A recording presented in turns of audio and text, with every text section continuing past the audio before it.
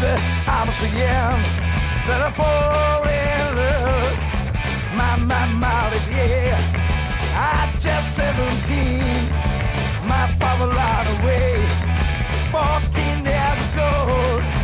I never leave you, leave it all forever. I know you only mine.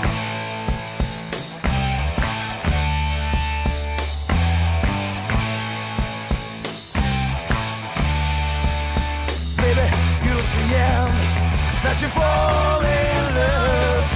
Your mama tells you, don't ever come back home.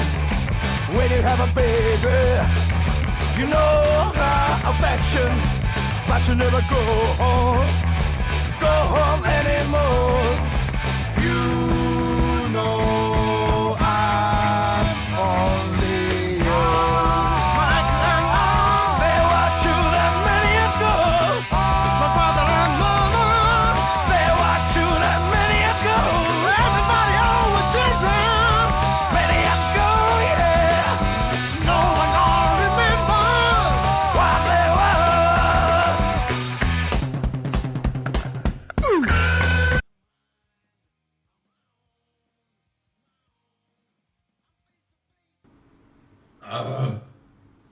Alright, hello, hi, hello, and good evening, YouTube. Welcome back to the Cuz Games channel. Yeah! We're here. We're probably queer. I don't know. Point I'm trying to make is that it is time for yet another phantasmical stream on the Cuz Games channel. What stream is that, may you ask? Well, that is the NASCAR Thunder 2004 100% race length career mode.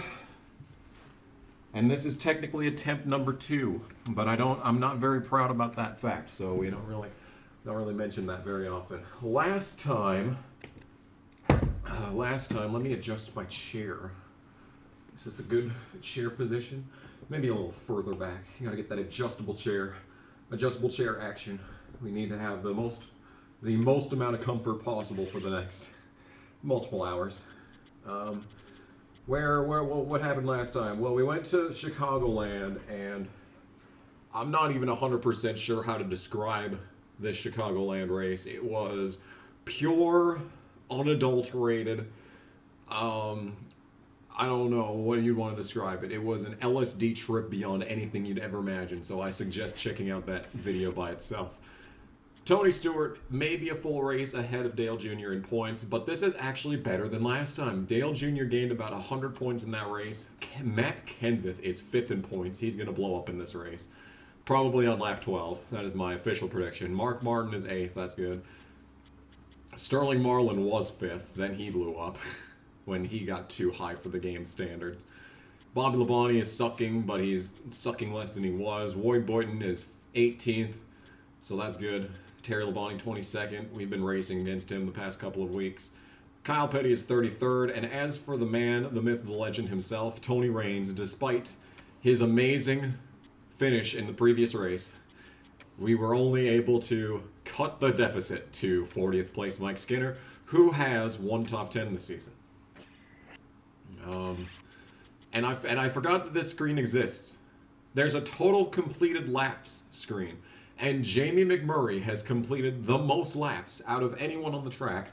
4th on this list is Ken Schrader, your Infineon winner, Ken Schrader, might I add. Johnny Benson's here. Matt Kenseth has more than Stewart and Earnhardt. I mean, look at this. This list is insane. This is just a list of who hasn't blown up yet this season. Mike Skinner's high on this list. Who has completed the least amount of laps? I wonder. Could it possibly be Tony Raines? Yes, who's only completed not even 1,000 less laps. So, that's just how that's been going. I don't have a lot of people that hate me, and I do have a hit squad. I have a posse, if I do say so myself. I got the posse of Greg Biffle, Jerry Nadeau, Mike Skinner, Christian Fittipaldi, and Casey is no longer friends with me, almost, which is depressing to say the least. And Dale Jr. has led a lot of laps. Anyway, that's enough talking. Let's go to the race. So we got a chassis that's been used, but it's actually still got more than 50-50 on it, which means that we have a 53 car rating. Heading in to the next race, which is New Hampshire. Now, New Hampshire is a very easy track to qualify at, but when you actually get into the race, it's a miserable experience, to say the least. So, what we're going to do is just hope that I learn how to qualify at some point. Stewart on the pole, how original.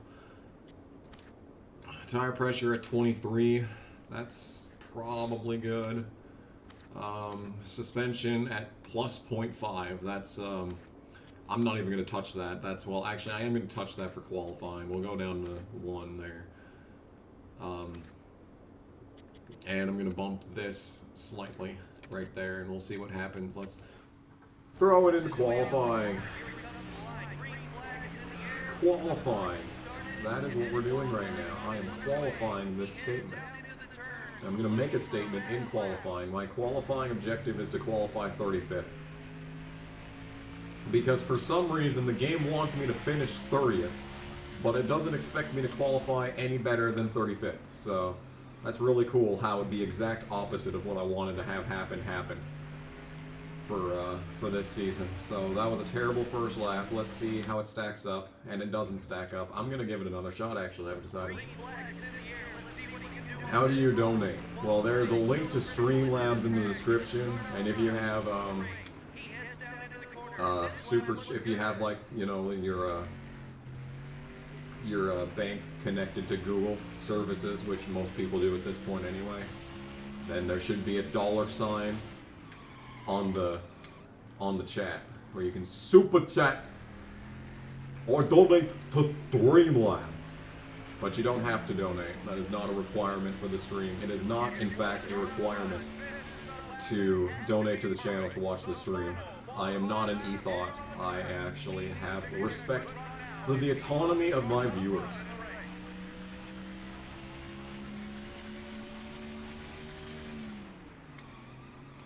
Oh dear. That was a really good turn 1, which is why this terrible turn 3 and 4 is really annoying. We could have gotten a solid... Actually, you know what? That was a solid qualifying objective there. 11th! Let's go! You were watching Twisted Metal videos from Tactical Bacon Productions, and you say it's really good. I know, I told you! I distinctly remember saying that. Yes, Tactical Bacon, very good. I still recommend his videos. I'm going to pop the suspension back up, and I'm going to click off a couple more on the 4th gear. 11th! Yes, Streamlabs and Super Chat. If it's more than $2, it will show up on the screen. Any other questions? Yeah, good point. Where are all the humans at? There's barely anyone in the chat today. I got a rock solid 28 viewers. No one's commenting. What's wrong with y'all? I'm gonna start the race now. So it is time for New Hampshire. Yay! Joe Moore and Barney Hall welcoming you to Loudon, home of the New Hampshire International Speedway, for today's New England 300. Barney, the fans are packed in and ready for the action. What do you think about this track? This is a tough track for a lot of drivers. These long straights allow the cars to build up a lot of speed before some hard braking going into the flat corners. Dale Earnhardt Jr. looks to continue his top 5 streak with a good finish here. Well, his team is real excited about their success so far. In fact, I believe they'll have another top 5 race as long as he keeps his car out of trouble. The 174 car had a great run in qualifying this week. You're right, Joe, and what a welcome relief this must be. This team has been working hard all year, but it seems they can never catch a break in qualifying. This time they're starting up front. Steve Park has had some tough breaks during his still young Winston Cup career. He missed a bunch of races in both '98 and 2001 due to injury. Yes, and unfortunately those injuries cost him a shot at Rookie of the Year and his first top 10 points finish. But he's back now and as good as ever. All right. Let's go. The hype is unbelievably real.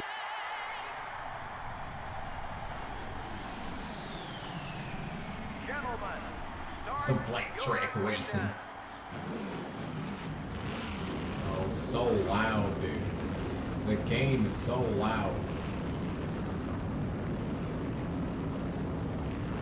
Okay. And here we are once again. Take a look at the starting lineup. Tony Stewart. Oh my god, is Terry Labonte starting last again? Oh Starting in row 2 will no. be the GM Goodwrench Chevrolet and the 38 car. Terry Labonte is just, he's got everything going against him. Row 3 are Like the world, like he is the true anime protagonist of this series. It's not even about Tony Raines. It's the struggle for Terry Labonte. Oldtail Dodge and the Napa Auto Parts Chevrolet. Oh my goodness, look at me on the screen, dude. Rounding out the top Qualified 10 so starters well. are the Tide Bunny Oh, look at Tony wiggling. Oh, he's putting the knee in the tires. Oh my goodness gracious. He's ready. He is ready. This is one position better than last week. So this is a pretty rock solid qualifying, but like New Hampshire is a very tough track. The goal for this race is to finish 30th. I don't know if I'm going to be able to do that. I don't even know. His Darlington injury was the worst thing to happen in September of that year. True. True. Oh man. Johnny Benson is in 19th. Wow. Wow. Wow. That's crazy. There's Woyd. Oh, a row of Mark Martin and Woyd Burton. That is a blessed row right there. Row 11 is the best row on this track. Jack Sprague with a 23rd place qualifying. Let's go. And I have to beat Mike Skinner now. I no longer have to beat Mike Skinner. Or Casey. Now I have to beat Mike Skinner. That is a big, big, important note. Is that I've got my qualifying objective. Now I need to beat Mike Skinner, who is starting 31st, and I need to finish 30th. So, and Mike Skinner is usually the slowest car on the track, like basically every single week. So, I'm not too worried about that. That's probably the easiest objective in the game, to be 100% honest, because you can beat Mike Skinner even when your car's a 50-50 across the board. So, yeah. The odds that I do good in this race, very low, but I do have a solid chassis, so that's good. Casey! Oh, this is a row of winners, Brett Bodine and Casey. Legendary row right there. Oh, and the psychopathic murderer Ashton Lewis is in this race. For some reason, they keep letting this dude on the track. I don't know why. NASCAR's got a death wish, and once again, for the 18th time this season, Terry Labonte starting in last. Oh man, 300 laps around New Hampshire. I am off to a terrible start. I mean, I'm blocking Jeff Gordon, which, you know, that's never a bad thing. Let's get into the first corner like a normal person would. Now, the big thing about New Hampshire is that I'm going to get a 30 on the first lap without any visual damage. The big thing about New Hampshire is that what you want to do is basically no matter what, you want to slow down in the corner such that you shift down into the third gear. Otherwise, your car will really suck. Now, the car already sucks to begin with, yes, but it's going to suck even more if you don't get it down to that third gear. So that third gear is really, really low for some reason.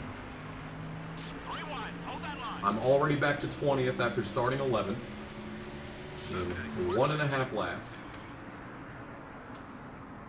Where is third gear at? There it is. There's third gear. Hell yeah, dude. So we're gonna see it a lot more once the tires get older. That's basically going to become the way that I drive this track. It's like right now I can get, you know, down to only 90 and it's still gonna turn decently in the corner, so. It's not the worst thing possible if I, you know, do the slow driving, or do the fast driving thing. The goal for the race is 30th. Will I get it? I highly doubt it. But if I do, that's worth a lot of money. So I would really prefer if I did. But I am realist. I am a realist. The odds are that I am not going to be getting that qualifying or finishing objective. I got the qualifying objective. Don't worry. Don't worry. I got the qualifying objective. That's about the only thing that I can get in this game anymore. But we're doing alright. We're doing alright. The gear ratios are pretty good. I'm pretty much hitting the red line as I get into the first corner, and this is on the freshest tire, so this is the fastest the car is going to be all race. Oh my god, Terry Labonte. The man's in the top 30 on... It's not even 5 laps into the race. This man is driven from last to like 29. I'm serious, dude. Terry Labonte is the true protagonist of this game. It's not even me. It isn't even me. And Steve Park already has visual damage. Look at this dude. Someone doored his ass. Look at Terry Labonte, dude. He is an unstoppable force of nature. Yeah, last time that I was at New Hampshire, some not so great things happened. There was some mental struggles that took place, and I've got some visual damage now, so that's annoying. We don't have a fresh new numbered 174 rear end anymore, which is depressing. That's what it is. Depression.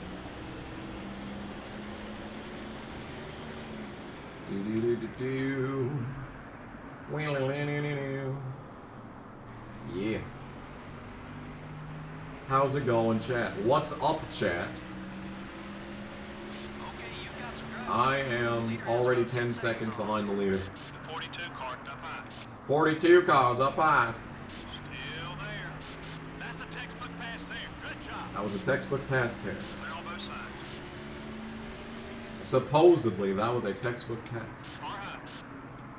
I'm not going to throw much stock into that, I'm afraid. Still there. I don't think my crew chief has ever picked up a textbook, let alone read Clear on one. both sides. That's just my opinion on the subject, though. The 25 car is outside. You're clear. Anyway. We got a lot of laps to go. So we're going to be here a while. Oh my god, LeDuc! Oh, he's already just dumping some Canadian dollars and Canadian cents into the chat. I'm going to have to figure out how to read this while racing. Hang on. Okay, so. Johnny Benson, you motherfucking... bitch. Johnny fucking Benson with your motherfucking ugly ass face. And you're not accomplishing anything, ass. Thank you, LeDuc. And a 5 for being Taylor. I know. I'm going to play ATV at some point. I'm just too busy doing this. Johnny Here's all, Benson, okay? you motherfucking bitch. It will happen. Johnny fucking It Benson will with your happen. motherfucking ugly ass face and your fucking non-accomplishing anything Thank ass. you, LeDuc, and thank you, Come the Ian fuck Taylor. on. You For motherfucker the Johnny numbers. Benson. You mother tucker For the RR. arbitrary punishment that Reminder to play ATV Off-Road Yes. Fury. 5 has been given. Let's go. Car high.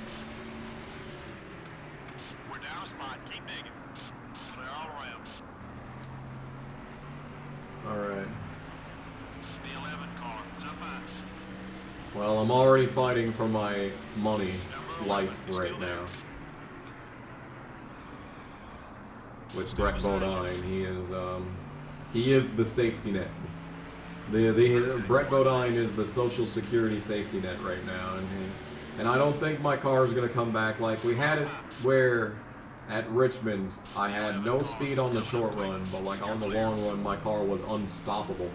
I do not think that that's gonna be the case in this race, unless we slow down so much in the corners that it shifts down and that actually makes a difference. But I don't know, dude. Number 11 is outside. We drop back a spot. Let's push it. Okay, we're clear. Sorry, Brett. That was probably a 30, because this game sucks. Yeah, he's got better acceleration than me. I'm redlining at the end of both straightaways, and he still has more straight line speed than I do. That is infuriating, actually. That's actually very annoying. Jeff Green, I swear to God.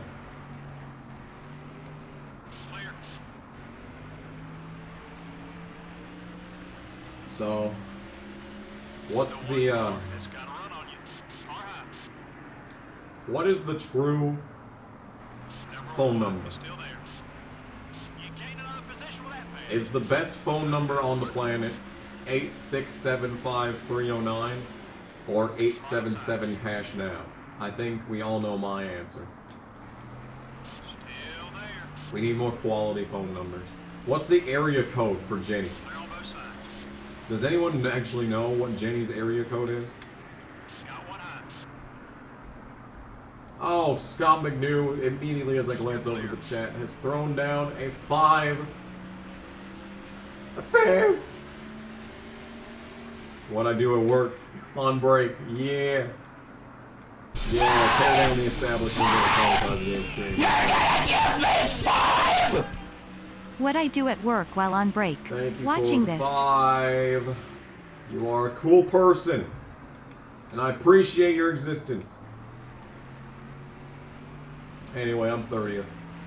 This is the exact position that I need to be in. So, I can see the leader is starting to close in.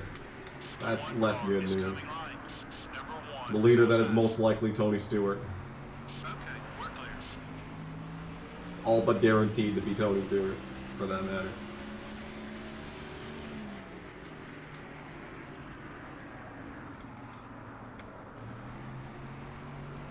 Okay, Right. thank you all so much for Amateur watching this sport. video.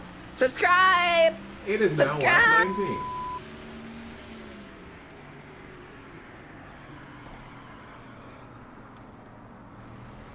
Anyway, what is on everyone's mind today? I have very few thoughts about anything, actually. I've not been doing a lot of thinking. The extent of my thinking is the video that I put up at 9 this morning. That is the length that I'm willing to go as far as the brain juice is concerned.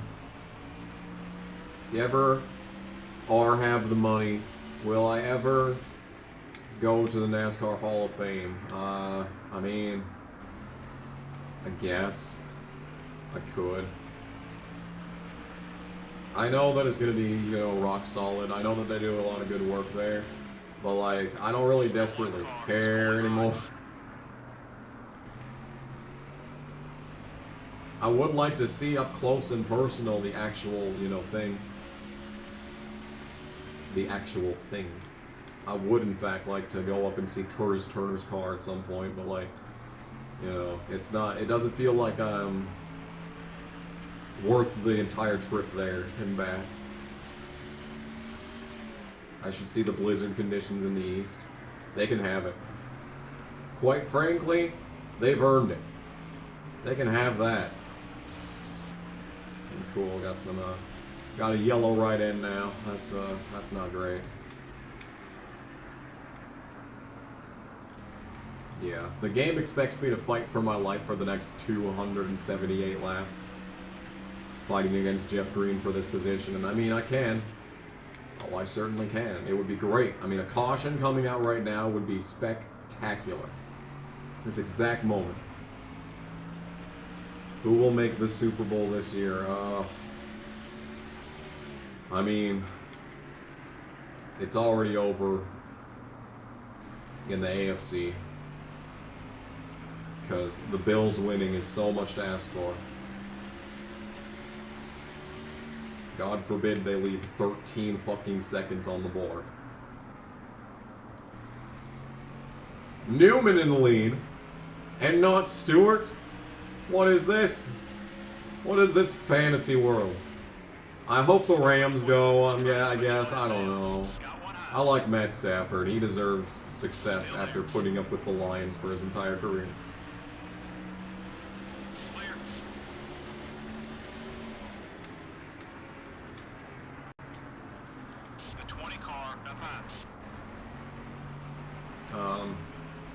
Yeah. And it's just going to be another season of the Chiefs in the Super Bowl because who cares?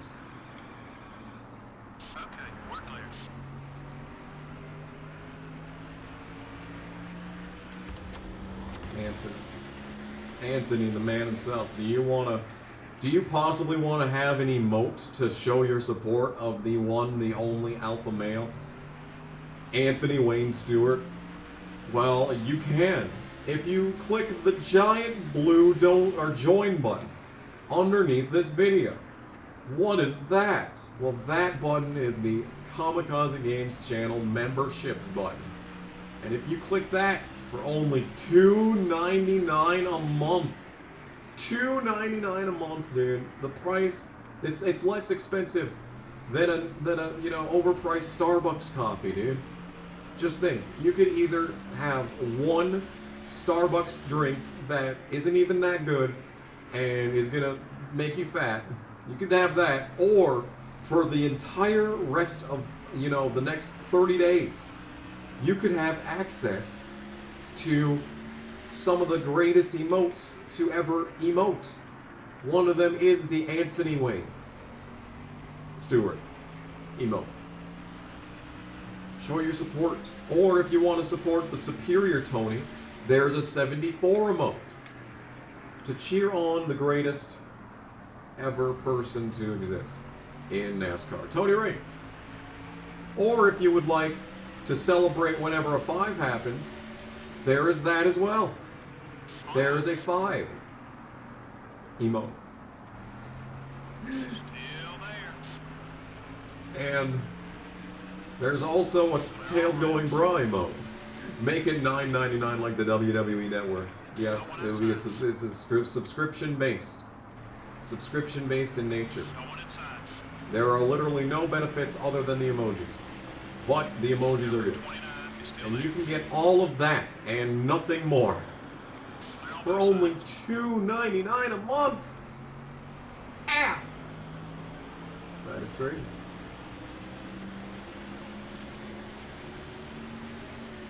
Anyway, we're 10% of the way through this race. So I only have to do everything that I've done so far in this stream 9 more times, so that's alright. Am I going to watch Royal Rumble 2022? I mean, if I remember my mom's Peacock password, maybe. I don't know, I don't have a desperate interest in WWE at this point. I wish I did. I wish it was still 2011 and I still cared.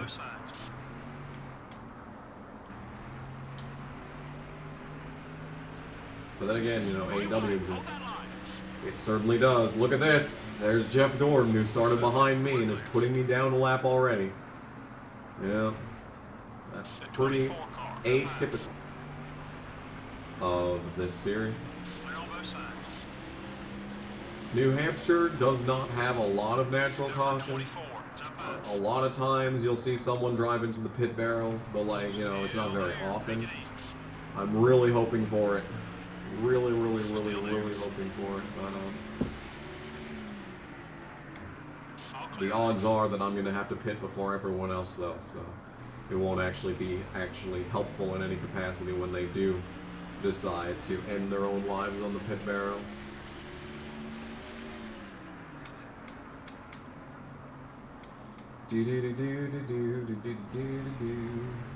Yeah, they killed NBCSN. I forgot about that.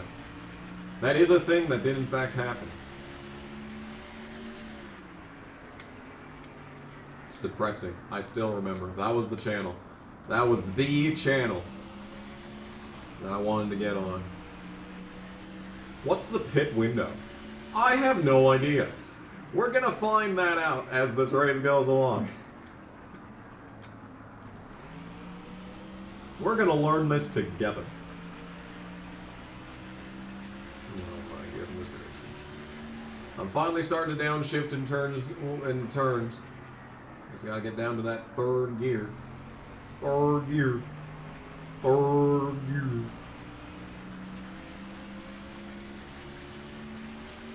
Yeah, Rolex 24. That is that this weekend?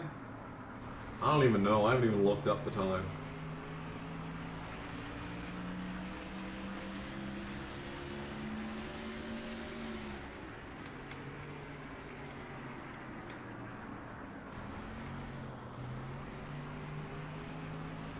Speed Channel was great. I remember when they had Pimp My Ride. Oh, Pimp My Ride. You gotta pimp my ride. Should do a full playthrough of the Pimp My Ride game. Has anyone done that? Has anyone out there had the audacity to do a full playthrough of the Pimp My Ride game? Number 88 is still there. Still there. Keep digging. Clear on both sides. It is lap 37. I am still 30th. This is good. This is good. And my tires aren't even brown yet. Tires. Tires. Larry McReynolds. After a binge drinking for an entire weekend, they're like, the Fox executives are like, where's Larry Mack? He needs to give us his race stats. He needs to look back at the last 10 races. Where is he at? And then they find him in the cupboard.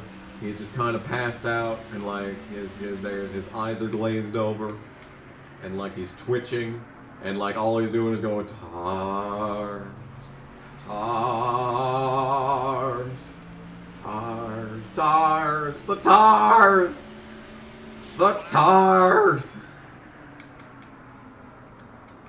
And then Darrell Waltrip's there for some reason, despite the fact that he retired, and he's like, oh Larry Mack. You and your tires. And then there's like and then everyone loves Raymond theme plays while the studio audience laughs, and Larry McReynolds is still convulsing on the floor as the credits roll. I don't know, dude. I'm tired. I was asleep, dude. I was asleep. Not even an hour ago I was asleep. And it was great. I wanted to sleep more, but I was like, if I do that, I'm gonna be awake even longer. I went to Walmart, and I made that video this morning.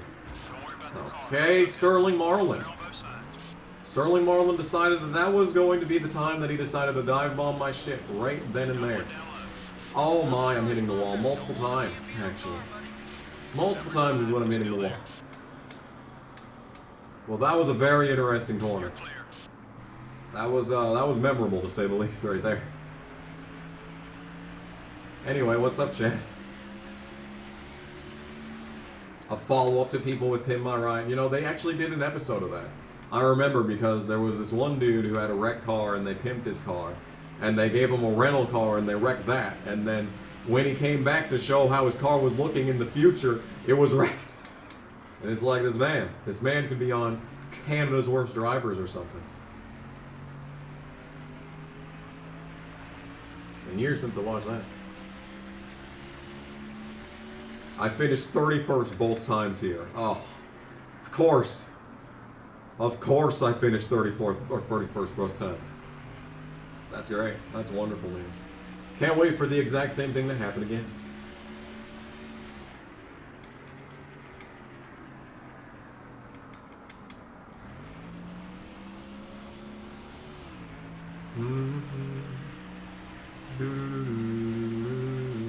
I finished 29th at Pocono. Okay. Well, I'm not going to be using fresh equipment for Pocono is the thing, so in all likelihood, we're just going to be going for the qualifying objective and beating Mike Skinner in that one. That might even be a DNF race where I just make the winner be stupid for fun. Funsies. Oh, look at this. We got some traffic.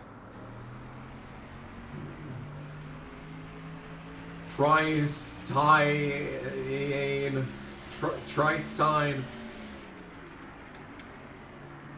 Thigh-tie, pale dye.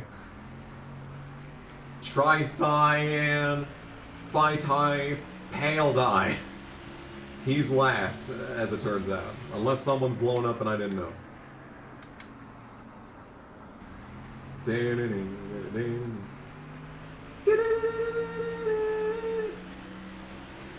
And then I died at Watkins Glen. Yeah, that race pissed me off because I remember Watkins Glen from the first attempt.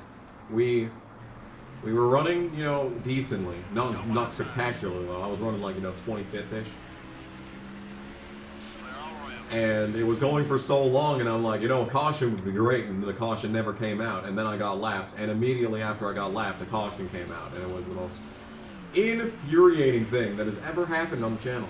Besides the Madden 09 Fantasy Challenge, which I was thinking about trying to do again. But you see, the thing is, I don't hate myself, so I don't think I'm going to do that. Oh, I'm closing in on Brett Bodine. Look at this. That's Brett Bodine out the windshield.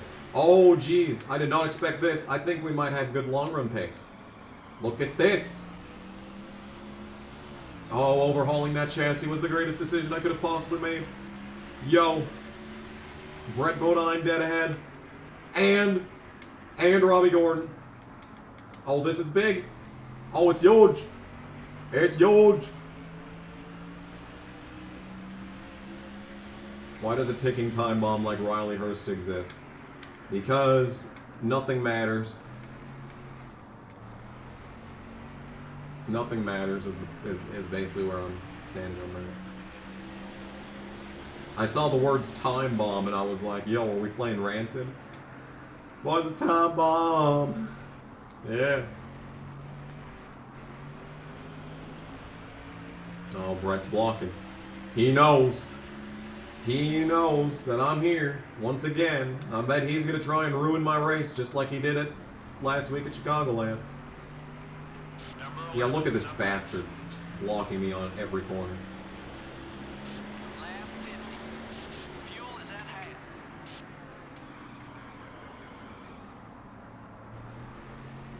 We need back markers. For example, Manny D. Ouch. Big oof.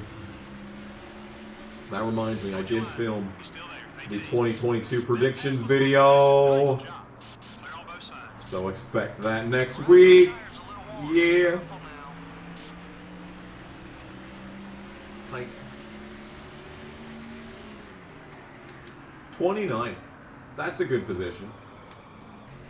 It's not 31st. It's not even 30th. It is in fact 29th.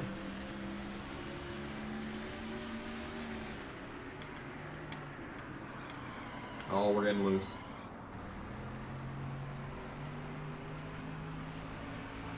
An actual pass for position on lap 51, no less. Okay, so we're going to probably end this race, you know, like 5 laps down. So if I pit on lap 99, 198, it would make it until lap 297. So I'd be, you know, 3 laps down. That'd be perfect.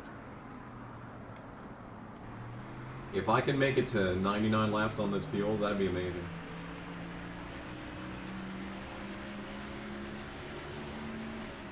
Newman hasn't retired. He did in fact run the Chili Bowl. I don't think he made the A main. I think, didn't he get it to the B main? And that was it for all the stalker. That's a classic reference right there.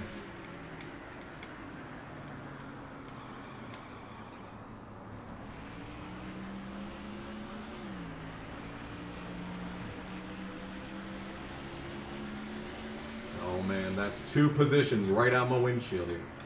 And I'm going to completely blow this corner and they're going to disappear even further into the distance now. Or not. We actually came off the corner pretty well for being all the way on the outside. That is definitely not what I expected. There's so many different lines at this track, dude. Look at me go. I'm just all over the place here. Tony Raines, the true legend. Face itches. Ah!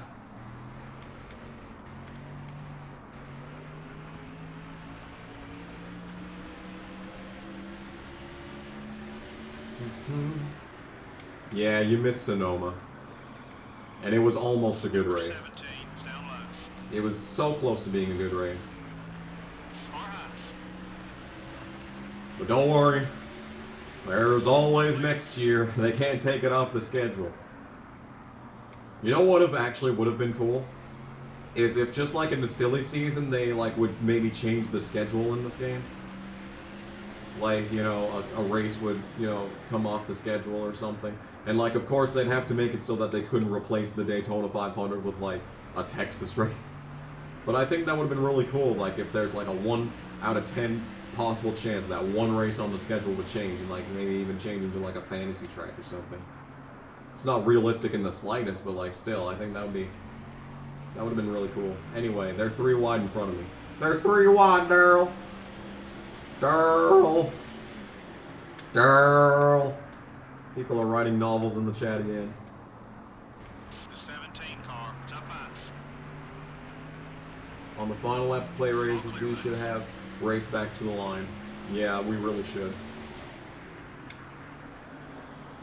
There really should be no excuse, like unless someone is sitting like right at the finish line, like in the middle of the track, upside down, on fire.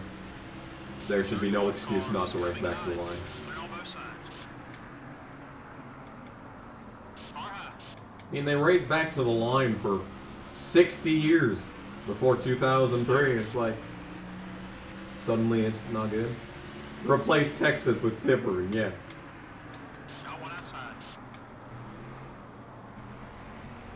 That's a good change. That's an example. Well, actually, no. Texas is a really easy track in this game. So I would rather have them add Texas races. I would like an entire schedule of just Texas. Personally. And maybe a Talladega here and there for a meme.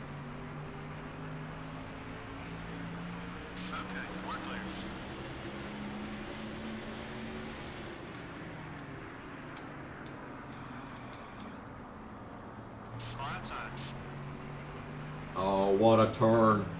Car's driving good. No, they're driving good. There's Mike Skinner. That's who I got to beat for my new associate sponsor, which is Nikon. We got a bunch of dead brands on this car. Holy shit. We got Kmart on the back, Nikon on the side, and on the hood, I have the Glen.com. This is the dead brand mobile. This is the early 2000s nostalgia car. Oh, Lord have mercy. Number 45 is still there. Wow. They're on both sides. Replace a Talladega race with the infield layout. Yeah, see? Add the Roval. Talladega Roval. Was that in this game? I thought that was in 05 first. Look at me keeping up with Kenseth. Keeping up with the Kenzethians. If you read up about Ross Kenseth, you could have probably made a Kardashian tier show about the Kenseth family. Okay, we're clear.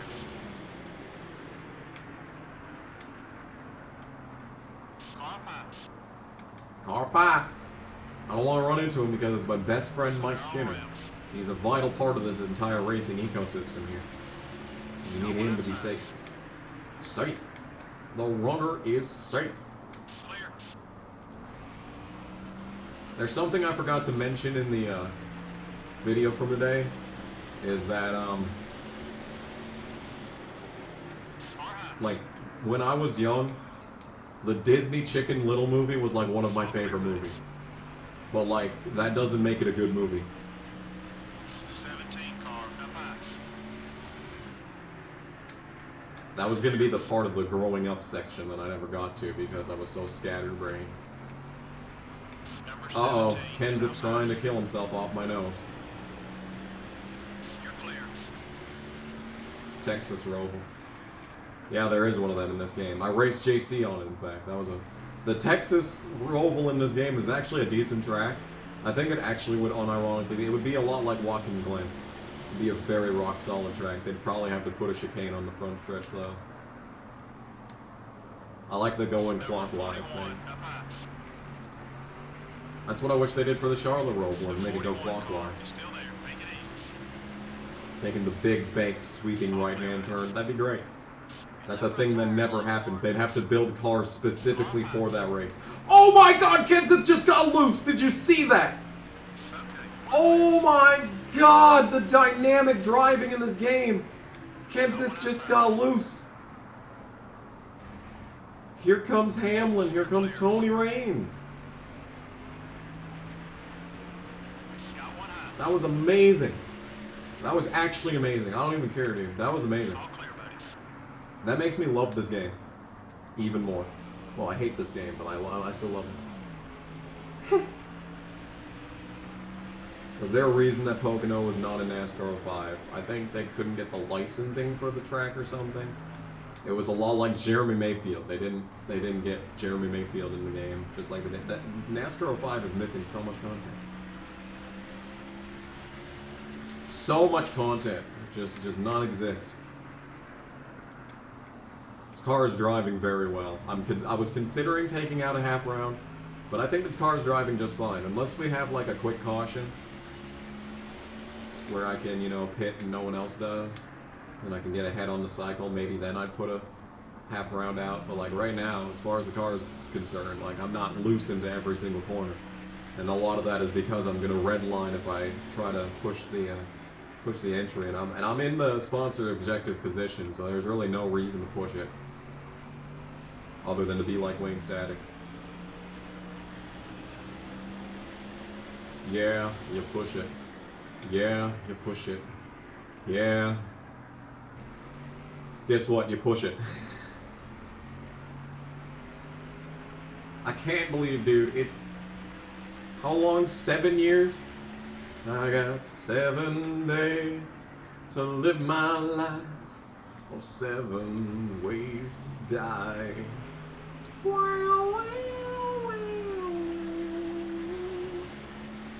There's been a lot of streams lately because I have ambition. You see, the thing is what I love so much about the Tony Range series is that there's so much that goes on in this game. Like, you just saw Kenseth a few laps ago got loose and I passed him. That was amazing. That's just a dynamic thing. And now we've got, you know, these upgrades in the car, so now I'm running better than I ever have. And, you know, I'm actually running at a respectable pace, and look at me passing Terry Labonte on the long run. But then you have it where, okay, so we have, you know, stupid winners. Tony Stewart, like, next week does Tony Stewart win his 8,000th race of the game? You know, what I realize is that after I'm done streaming and I look back at the best moments of the stream, I sit back and I realize, man, I would really like to know what happens next. And I've always edited my channel such that you actually, you know, you don't know what to, you like the best parts of every episode is always at the end of the episode rather than like the next episode. You know, like I hate cliffhangers so much that I never put them into my own videos unless I'm specifically trolling everyone. And I look back at all my streams and I realize every single stream is a cliffhanger because you have no idea what's going to happen in the next race. I could run really well, I could run like shit, or I could run really well and eat shit and finish last despite doing really good. You never know what's going to happen until the next race until the next stream hits. And then you have all the characters. You have Christian Fittipaldi, who is the slowest motherfucker on the track. You have him, and he's my best friend. And it's like, what are we going to do with him next? Am I going to run into him and lose all my friendship points, or are we going to be friends forever? You never know what to expect until the next stream. It's so good. It's so good. I think these streams might just be like the peak of gaming on this channel. Even when I suck, it's entertaining. And then that's just me saying that. I guess I'd have to ask the audience what they think about it. But I think I already know the answer because these streams are the best that I've ever done on YouTube. Last time when we were at Chicagoland towards the end of the race, there was 130 viewers.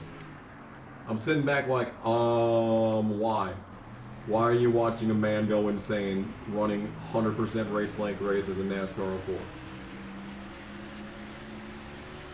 Why are you watching this? And I look back at the stream and I'm like, okay, so there was a really funny moment there. You know, and then just like the sheer length of content is just like, oh, I get it.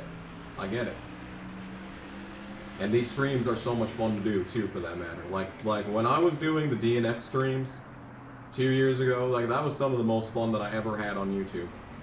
And I literally was just throwing my car head on into traffic for 10 hours. Literally just 10 hours of me killing myself over and over. And just as many people watch that as they're watching this right now, so, I mean, don't know, man. I don't know. What I'm trying to say is that I've enjoyed streaming for the first time in years. So, I mean, not years, but like, I mean, streaming is probably what I enjoy most on YouTube at this point. Like, playing through LA Rush was a lot of fun when it wasn't stupid, but like, you know. And I think the interactivity is what makes the streams the best. It's just the fact that you have the audience right there. You can immediately respond. Like, you don't have to wait, you know, 3 months for you to catch up to that episode of LA Rush and post it. And then be like, okay, what did the comments think? You gotta wait. No, we have the comments right here. We have the comments right here. Do I ever play split screen? I do. I mean, did. Not anymore, because I don't have any friends. But when I did have friends, those are actually some of the videos with the most views on this channel. The Gran Turismo 4 video did really good. The NFL 2K5 video did really good. The I think Burnout did alright. But yeah, you just sort by most viewed, and I do have a split screen playlist. The GTA San Andreas multiplayer video did really good. It was great. Those were great videos. I had no idea that those videos were going to do that good. If I'd known that, I would have. I really couldn't have done much, because all I did was work, and all my friends did was work. Well, or do extracurriculars, but like, that's gay. Oh, into the wall. Darn it! I thought I was going to be able to complete that turn. I did not. That's a shame.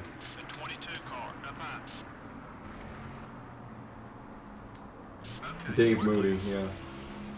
Dave Moody loves me. I wonder if Dave Moody knows about my existence. I hope he does, and I hope he knows that he is a meme of a human being.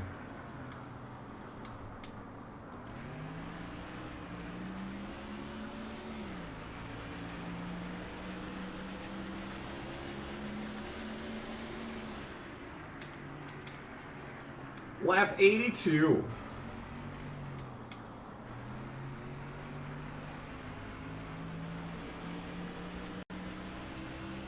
Dave Moody's best friend is Burger King. Oof. Get oofed on. I don't think I'm gonna make it to lap 99, guys.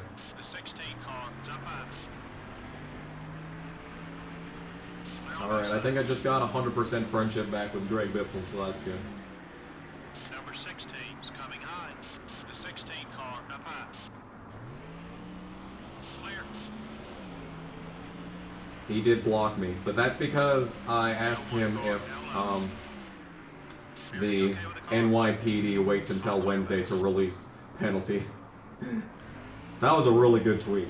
I'm very happy that that's the one that he blocked me over. That was 3 years ago, dude. Well, 2 and change. Well, no, it was 3 years ago. It's closer to 3.5, actually.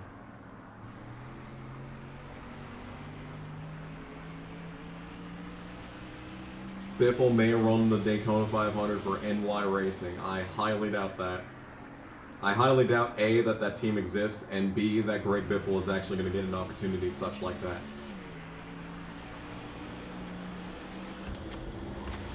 Yeah, isn't it cool how Greg Biffle won in the Truck Series and then went on to never run in the Truck Series again? I think that's cool. I think it would be really, really awesome if he came back and ran full-time and won the championship again in the Truck Series. That would be a total move. I love the idea of Biffle just coming back and ruining the Truck Series. There's no good drivers in the series, so I mean, it's not like he's got any competition. Matt DiBenedetto's probably going to make the chase just because there's so few drivers in the series worth of shit.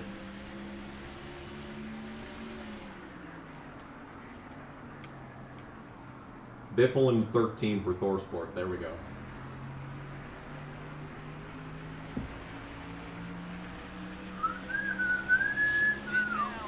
Very low fuel. I don't think we're going to make it.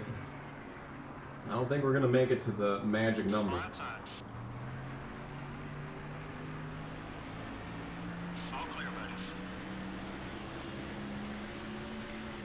I'm so fast, dude. I could probably afford to, well, actually, no, I can't. I can't afford to reduce my,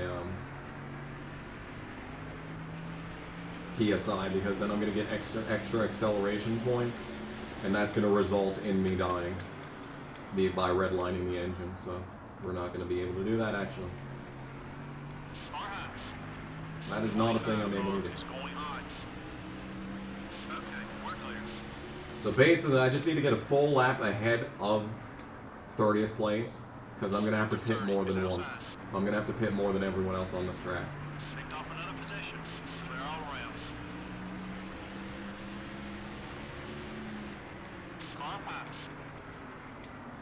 Uh-oh. That was a scary moment right there. Oh, Skinner. Skinner's holding up everyone. Oh my god, he's just in the way. Skinner. Why are you so slow, dude? Come on, dude, you're so slow. There we go. Oh, we're gunning for gold. Gunning for gold.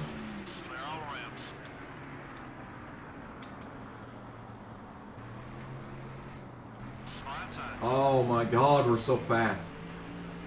See, I have to immediately pit and throw away all this track position.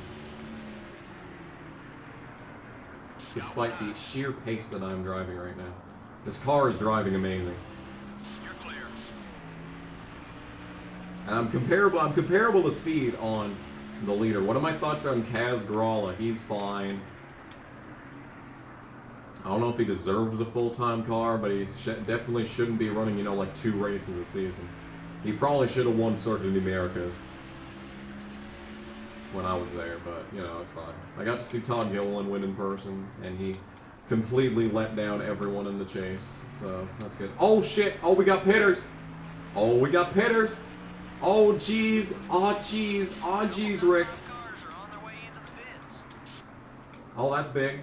Okay, we got people pitting. That's good. That's good. That helps me out massively, actually. That really does help. You know, if I have good equipment coming into the second New Hampshire race, we can maybe contend for a top 20 because this car is so fast right now. Only now, though. We're so speedy, dude.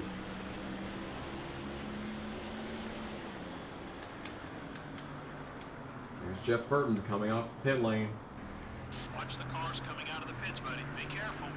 Fuel tank almost empty on lap 93. Yeah, I have to pit this time. Hold your line. You're still there. Still there. Well, I tried. Now we hope that no one hits the pit wall and causes a caution. No adjustments. And it has already a half-second of damage, naturally. Imagine that. Alright. Drink time. Water, water, water, water, water, water, water.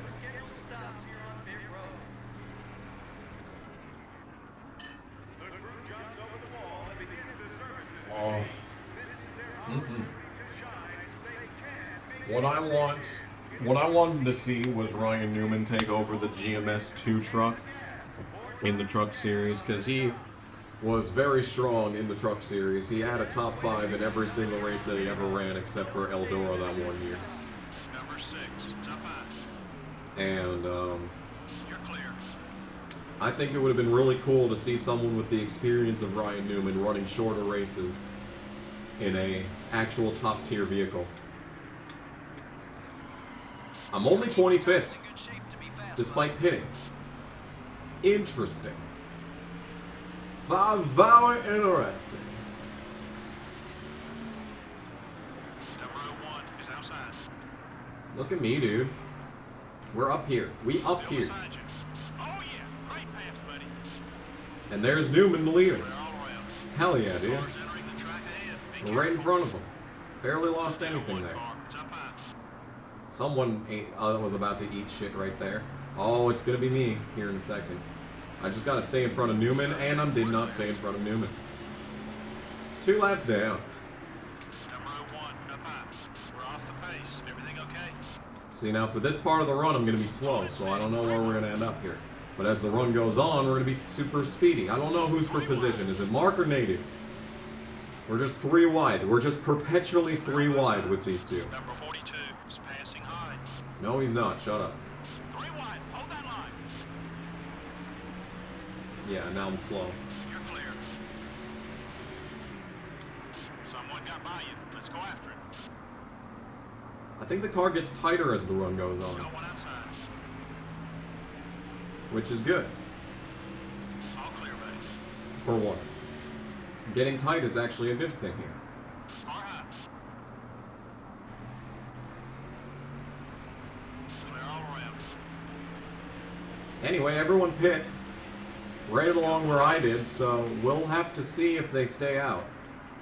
Or if everyone's going to have to pit one more time. Or if I'm going to be the only one who has to pit one more time.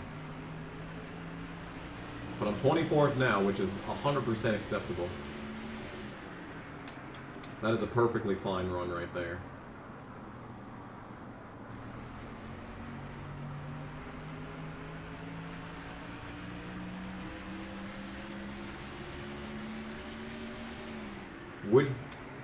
Would you be fine if NASCAR had a points race in North Dakota? I would be fine if they had any race. I would much rather have SRX come up here. Ray Evernham, are you out there? Tony, Anthony, I may shit talk you every single one of these streams, but Tony, my man, there's a fire short track, dirt oval that I announced, that I just so happened to announce that I think SRX would be a fantastic program to have at this track. The 1 car. I think it would be excellent, actually. Number 1 wants to get by you. Okay, we're clear.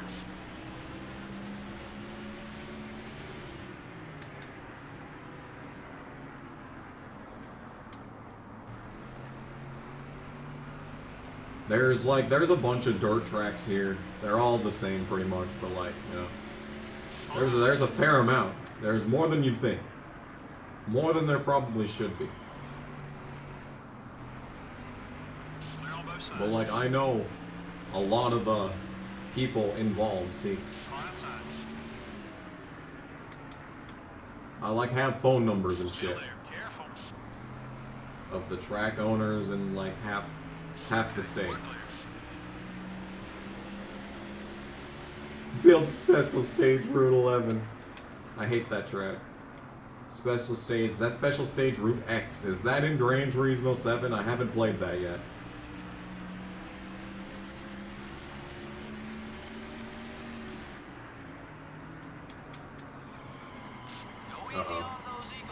See, this is what I mean when I say like the car gets tight as the run goes on, because that did not happen like the entire last run. Number 19 is coming up quick.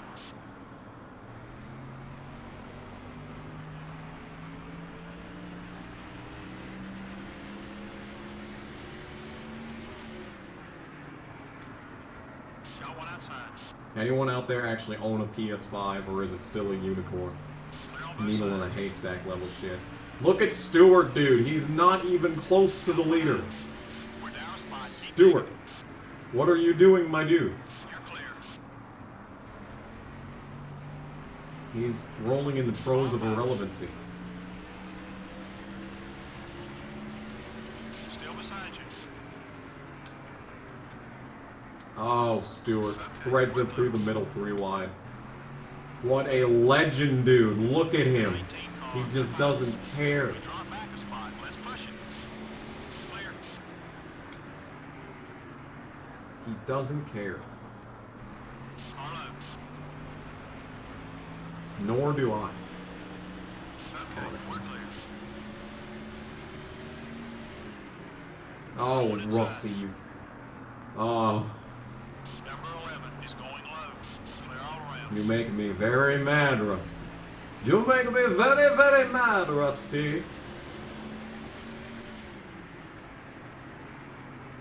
You make me very angry, and you do not like me when I'm angry.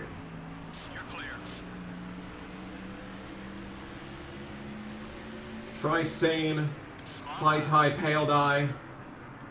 Going another lap down, and I don't get the friendship points because Jimmy Johnson's in the middle. Why would I get any friendship points? Why would that ever be the case? See, Brett Bodine is faster than I am, despite the fact that he's a full lap down to me. And he also goes to the middle. Wow. Favorite Rusty Wallace moment? I don't have a lot. I didn't see him do much. I was not around for the vast majority of his career. Okay, we're clear.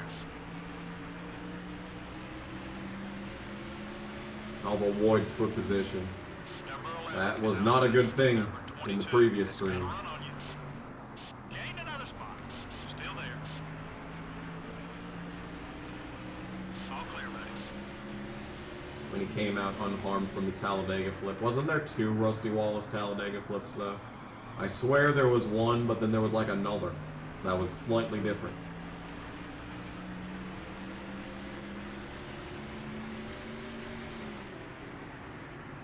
Three wide. Hold that line. Do do do do do do do do The 22 do. car is still there. Keep digging. That's one more dig. Clear. I don't know what to say, man. I am tired, and I am not very fast at the moment. All I know is what I don't know.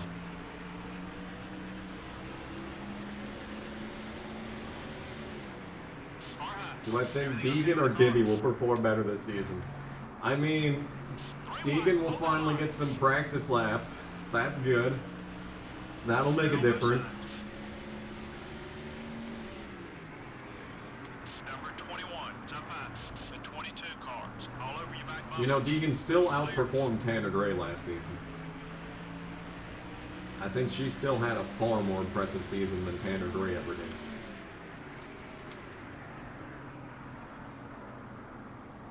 Number 9. Up high. All clear, buddy.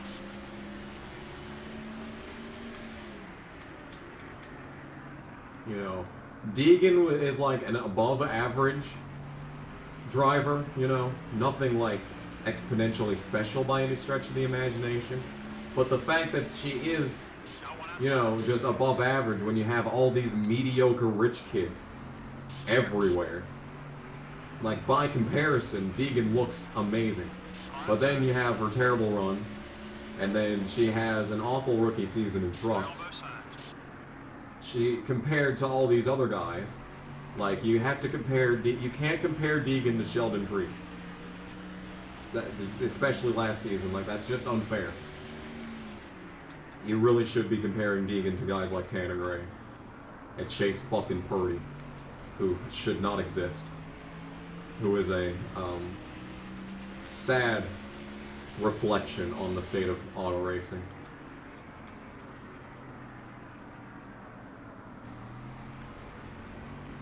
Yeah, but then, like, Flair says here in the chat, Carson Hocevar, who's actually, like, you know, a living, breathing legend already. 22 car. It's up high.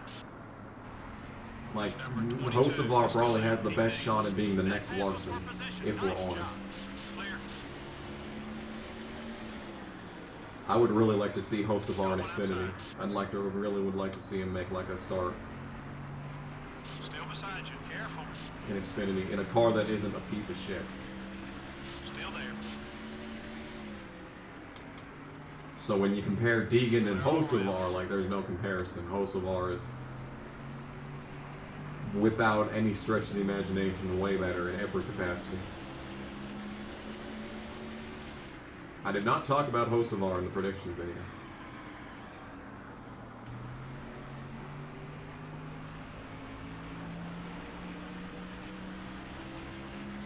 Lap 116. We are almost halfway. That's pretty good. That's pretty good. Oh, that's pretty good.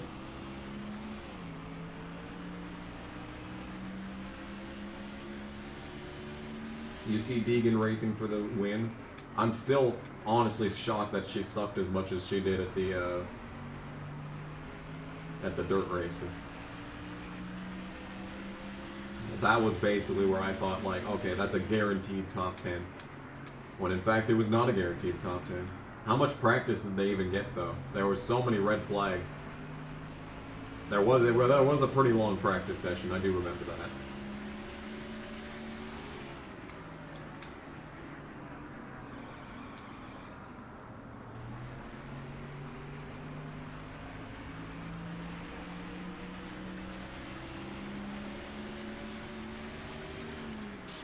down low. If I won the Twisted Bell tournament, what would be my wish? Oh, that's a good question. We're clear. At that point, I'd just be like, yo, can I just fucking... Yeah.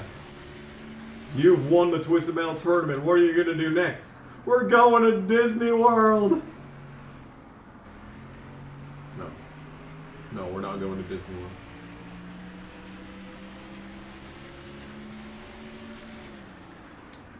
Up high. No, I know what my wish would be. It would be for Tails to be real. Still there. Yes, that is the wish, right there. The 40 car is still there. Nice is overstretching, and they've got a bunch of young drivers who are not even that good, besides Hocevar.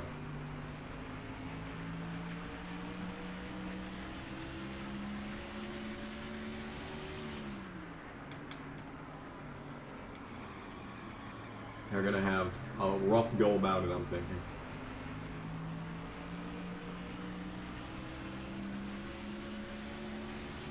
How would Calypso twist that? He would probably have, like, Tails be, like, a psychopathic killer. And in the next game, Tails drives my car in the Twisted Metal tournament so he can get a wish. And Tails' wish would be to bring me back to life so he could kill me a second time. Pat with the 5. Your home track. I'm giving you a good run at the home track. I'm in sponsor position.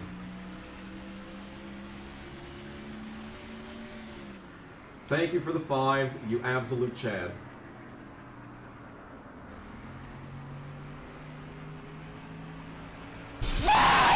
Oh, fucking neck. New Hampshire, my home track. You are in fact gonna give me 5.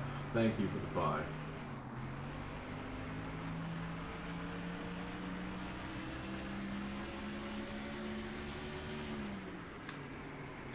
Lap 122. We are just rock-a-rolling through this race, man. I'm still waiting for the car to turn, swing back into my direction. This reminds me so much of Richmond, except this is way better than Richmond because I haven't been dead last yet in this race.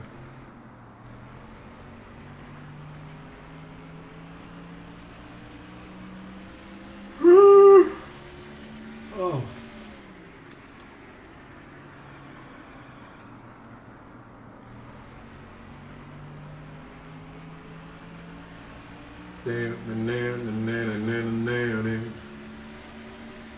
I don't know why Jungle Love always gets stuck in my head when I play this game.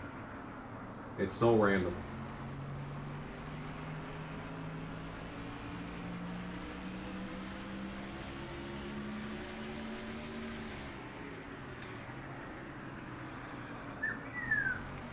Oh, there's Newman again, dude. Didn't you just lap me, dude? Calm down, Newman.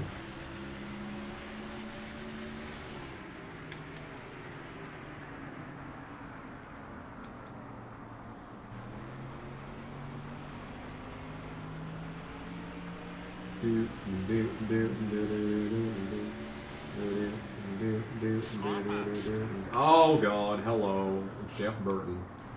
Running into me like a dick.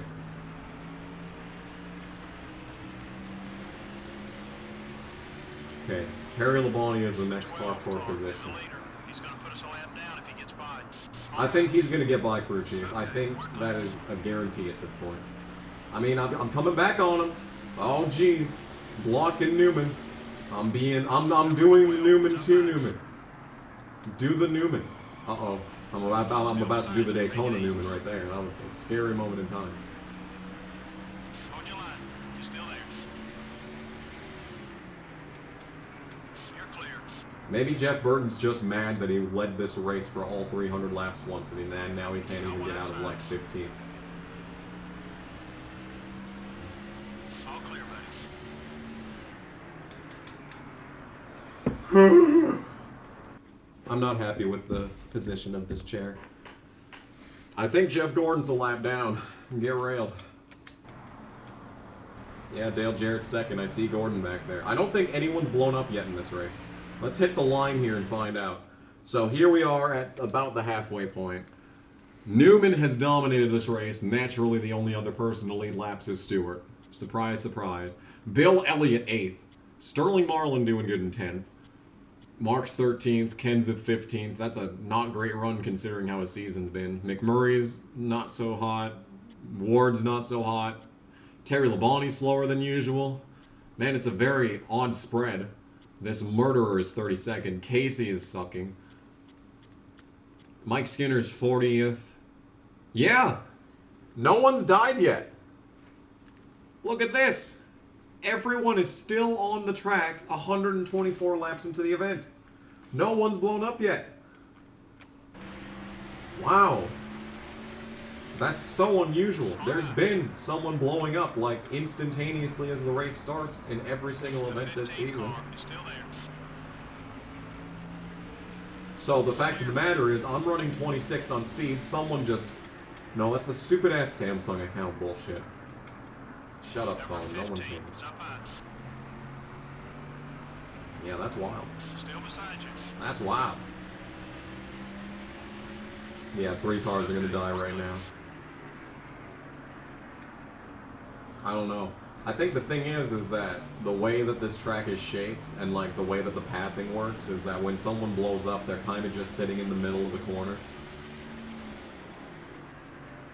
Maybe they reduce the amount of engine failures here because it's, you know, there's such a good chance that the AI is going to kill themselves into each other. That's very possible. Get railed, Gordon. You're not on the lead lap, bitch. Be a mediocre piece of shit. Wimp, wimp, wimp, wimp, wimp, wimp, wimp. Uh-oh. Shut up, crew chief. Save your breath.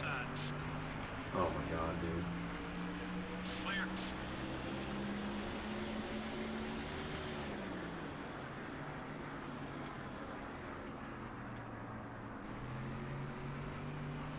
Lap 131.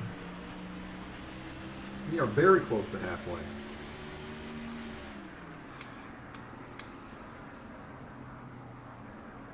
What did I buy at Walmart? Since I have absolutely nothing else to talk about, I got, I was going down the frozen aisle. I was getting my Eggo waffles, and I found these protein waffles that I want to try. Sounds really good.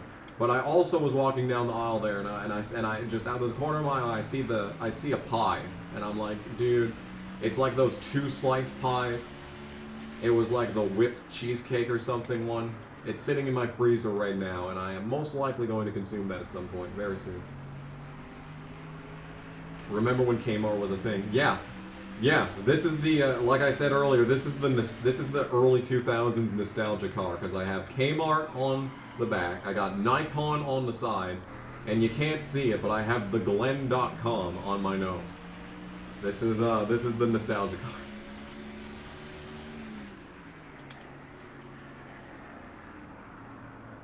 It's very rock solid stuff, dude. It's very good.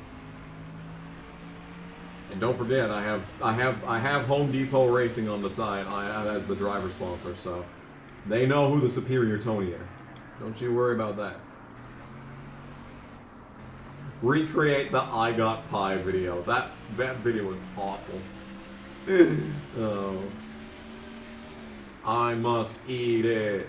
I stole that pie, by the way. I did not pay for that. Just a fun fact. I did not pay for that pie.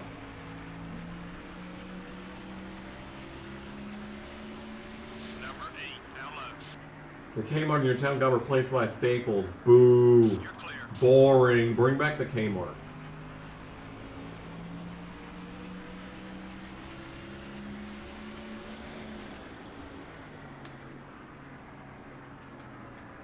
More saving, more doing. Will I do another sleep stream? I should.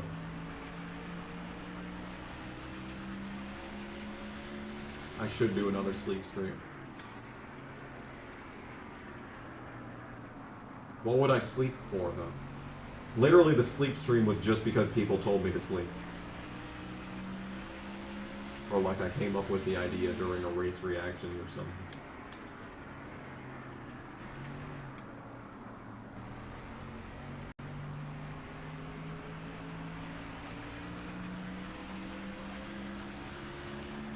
Kmart was where you first saw a Sega Saturn in person. That is awesome. That is actually sick.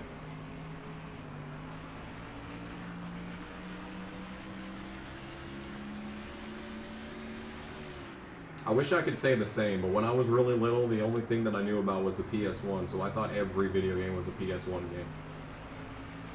I thought it was the only thing. So, like, if we ever went to the video game aisle, that's all I would ever see. I would maybe, and then like my mom would, like, I saw a game that I wanted, and my mom, I remember saying, that's for computers. They'd be like, oh, so there are video games for PS1s and there's video games for computers. Interesting. There's nothing else though. Because they look so similar. PS1 discs and PC game discs back then, they were like identical.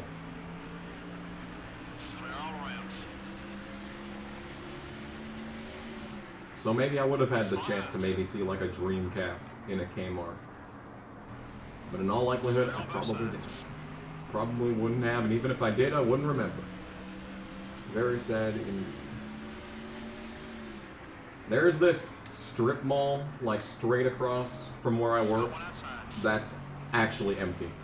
It's like a building for like 6 businesses, and not a single one of them has a business in it. It is extremely sad. Number 41 wants to get by you. Number 41 ain't gonna get by me. Sorry. Sorry, Casey. Why was your face so red in the pie video? Because when I was that young, I was very fat, and I had high blood pressure. I used to have a red face basically whenever I did anything. Unless I was literally like, even if I was in like a cold place, I was still, my face was still burning up. I haven't actually checked my blood pressure in a long time though, so I don't know if that's still the case.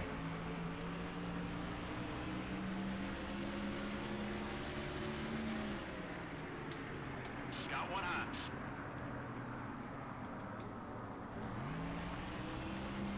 We're all around.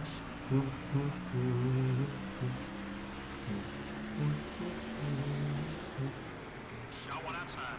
Shit tech products will always be legal in Florida. Don't worry. Still there. Don't you worry about that. Number 20 is still there. Be patient. You're clear. Your right front tire's wearing down. Thick, yes, thick would be a good word to describe it. Far outside. Clear on both sides.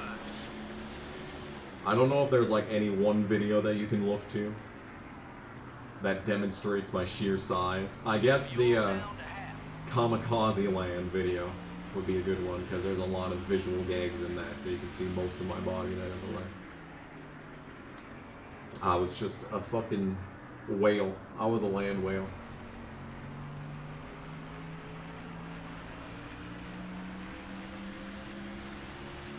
You want Thick Boy back? Yeah, Thick Boy. I wonder if that game save still exists. Hopefully it does. Yeah, Wesley. I forgot that's what his name was.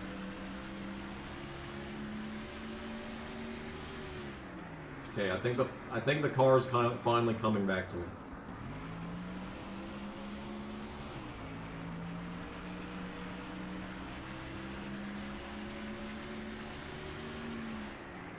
My horrible haircut from 2014. Oh, my God, dude. I have never wanted to bitch slap anyone so much than when I look back and I saw, oh my God, it's horrible. You know, it's not even the fact that it was just a bad haircut, it's just that I went from the long hair to that. It's like, what the fuck? What the fuck? Hated that. Anyway. Remember the KG from the Richmond 2017 video? 2017 was not a good year for me visually. I will say that. The buzz cut one was solid, but the thing before that was not. Where I just went like a year without shaving because I was fucking lazy. Number 29 is down low. Hi, Harvick. I'm still disappointed that you were the winner last week.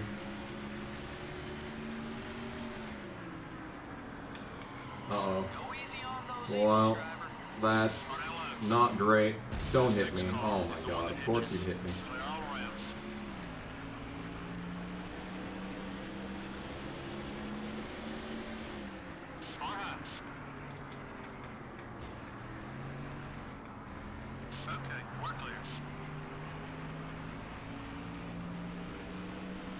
Alright, back at it.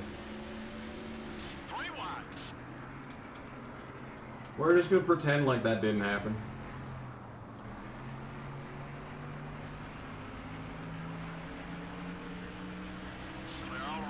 Yeah, Triple H, let's go. If I ever hit 50k subs, I mean, catch me in about 10 years, maybe then. Maybe we'll get there then.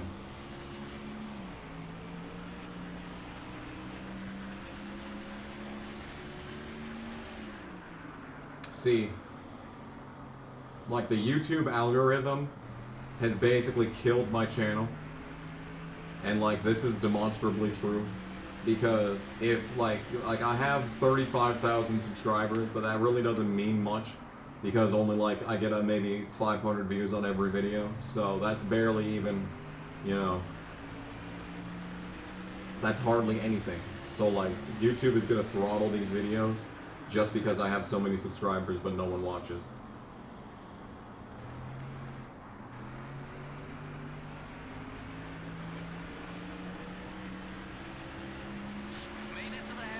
Does the esports line around this track work? What, you mean riding the wall?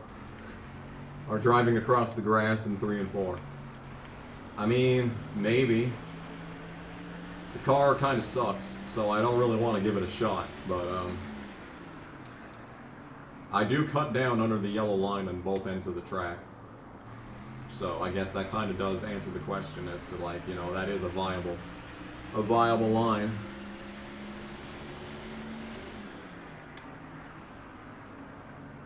Showed up randomly in your feed last week. There is hope. I hope there's hope. Oh, Kevin Grubb.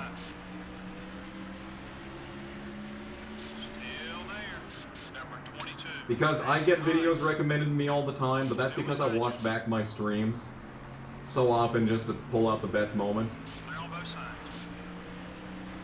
So like the algorithm thinks that I like watching my own videos or something. I don't know. Because I always get I've been starting to get notifications for my own uploads, and it's like, dude, do you really need to be doing this, YouTube? Kevin Grubhub. What's the worst sponsor in NASCAR? I mean, Liberty University's pretty rough. I'm actually gonna go with all the scam coins that are popping up. Like literally every single sponsor announcer this month has been just scam coins, scam coins, scam coins, scam coins, scam coin. It's just a plague upon our earth right now, these scam coins. Because crypto's gone mainstream.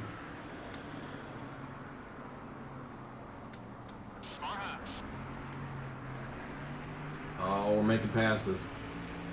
Yeah, Mark. Yeah. What was that, Mark? What was that, about a 10 or a 30 even, maybe? Oh, Ashton Lewis just tried to kill me. We're gonna need to take this man to court, like seriously. There's so much evidence. So much evidence against Ashton Lewis that he is a psychopathic killer. And NASCAR just lets him on the track every single week. They don't care. They don't care that they're putting their own drivers' lives at risk when Ashton Lewis is on the same track as them. They don't care. They get his entry money. My God, dude.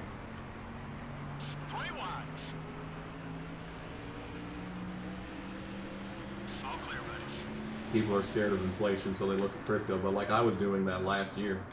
I was like, well, basically like the second that it was announced that Biden's going into the office, I'm like, you know what? I think it's time to buy some crypto. And I did. A lot of crypto. And now it crashed. No!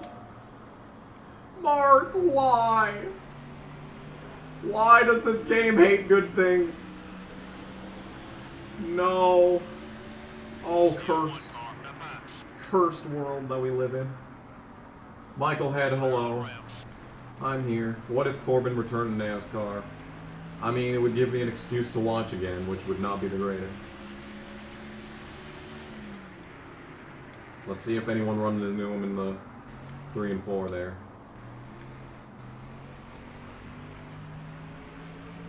Looks like he got the pit road just fine.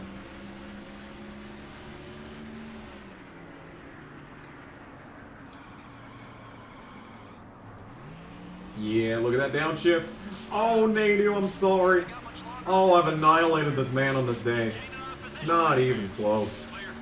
Not even close. Oh, he's back, though. Oh, he back. Dat boy back. Okay. Finish the corner. Can I show the full running order? Man, I just did. Okay, let's hit the line. I do need a drink. But just in case people have joined since I showed the running order 30 laps ago. I do need a drink. That, and there's that pass on Mark. Sadness. Okay, at the line. Jarrett is the leader. He just took the lead away from Newman, who has been leading the entire race pretty much.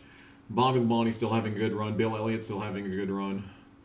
Already 8 cars on the lead lap. There hasn't been a caution yet. Kenny Wallace 17th. Jimmy McMurray's recovered. Kenseth has fallen. He was a way higher. Well, actually, no, he was 15th. Steve Parks had a good race. Tony Raines is there. Mark is dead. Terry Labonte started last again. And no one else has died besides Mark. Drink. I need some of that drink. I need some of that clear aquatic drink.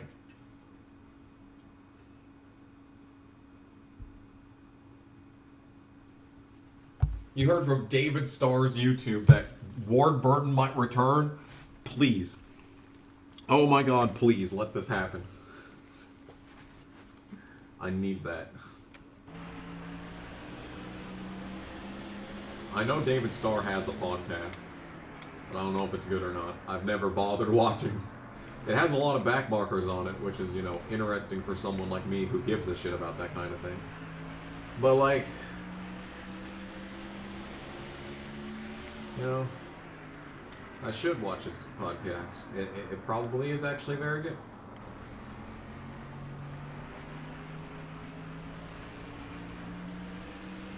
How do I think Verstappen would do in NASCAR? Well, I think you gotta look at Juan Montoya. You know, it all depends. I mean, it doesn't even matter how much talent he has. All it matters is which team does he get on. If Verstappen came over, would he? I think, you know, everyone says that Honda's going to join NASCAR. That's like the main one that everyone says is going to happen at some point. So I guess their team would have to be the, you know, the location. And like no one has the 83, so they could bring back the 83. Red Bull Racing attempt number 2.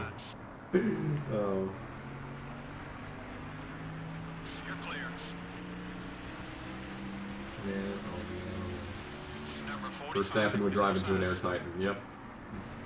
That's a requirement. All former F1 drivers that join NASCAR have to hit Air Titans. It's their rite of passage. 90s Honda NSX, yes. What would be the Honda car that they would put into the sport? Like they stopped being, you know, the commuter sedans. You know, it's not the Ford Fusion anymore. What kind of hypercar does Honda have? Do they have anything with like anything higher than a V, not even a, you know, not even a V6 is. I just said V a lot. I'm sorry. Would they have to make an entirely separate production car? I think they should have to. I would love to see. What I would really like to see is like Toyota make a V8 and Honda make a V8. That would be cool. But fucking bullshit ass emissions bullshit. I guess. I don't know. The Subaru Legacy would be a tough car. And you know what? The Cup cars don't even look like normal cars anymore, so I guess there's really no reason to, you know, model an entirely new car just for NASCAR like Chevy did with the SS, that I still never have seen even one of in real life yet. I thought I saw one once, but that was just, it was just like a Malibu with like a larger grill.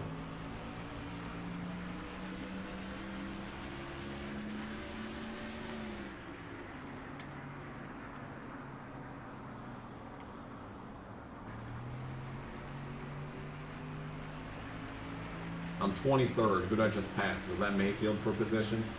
Yeah, that was Mayfield for position. Someone is moving something very large outside.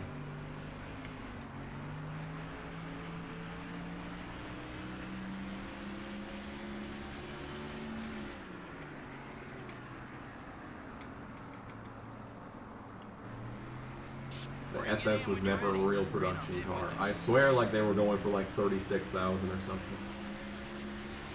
They could have called it Nova, yeah, that's true.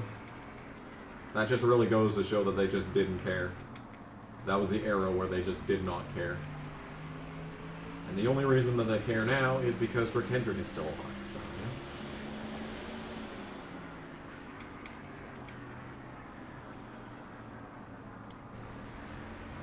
yeah. Oh, Nemechek. Why are you blocking, you rat bastard, dude? Look at this man all the way to the pit wall. Yeah, get railed.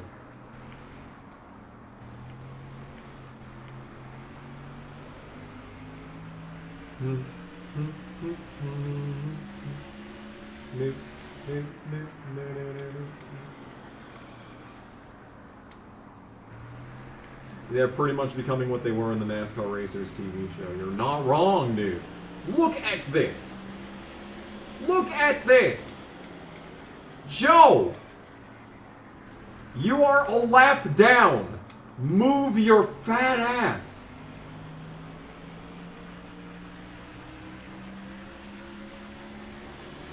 God, Nemechek, you are such an insufferable twat.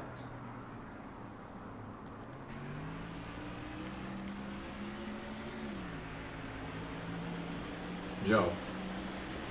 My dude. My dude. You need to stop.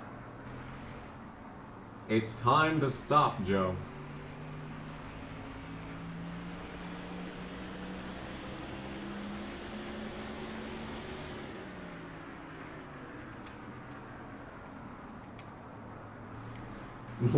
Front row Joe's gonna become logo rival Joe.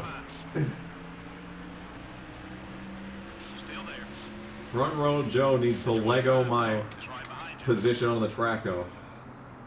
All clear, buddy.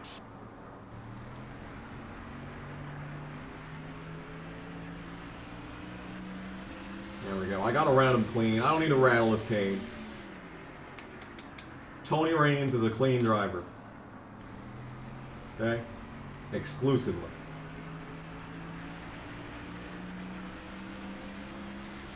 Didn't he win a race in 2003? Yes, he did.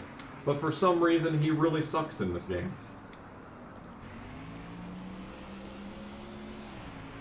He's even worse than Terry Labonte. Terry Labonte ain't even that, you know. Terry Labonte was 10th in points in 2003. Like, he was rock solid. But then, the game made him like a 25th place in points driver. It's like, why? Why you gotta be like that? The developers had clear biases and did not really put much thought into the AI's driving habits. The ratings.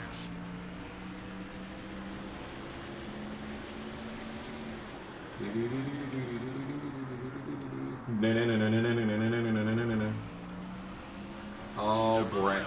Oh, Brett. Get out of here, Brett. Get out of here with your Hooters sponsorship. I am the superior backmarker on today.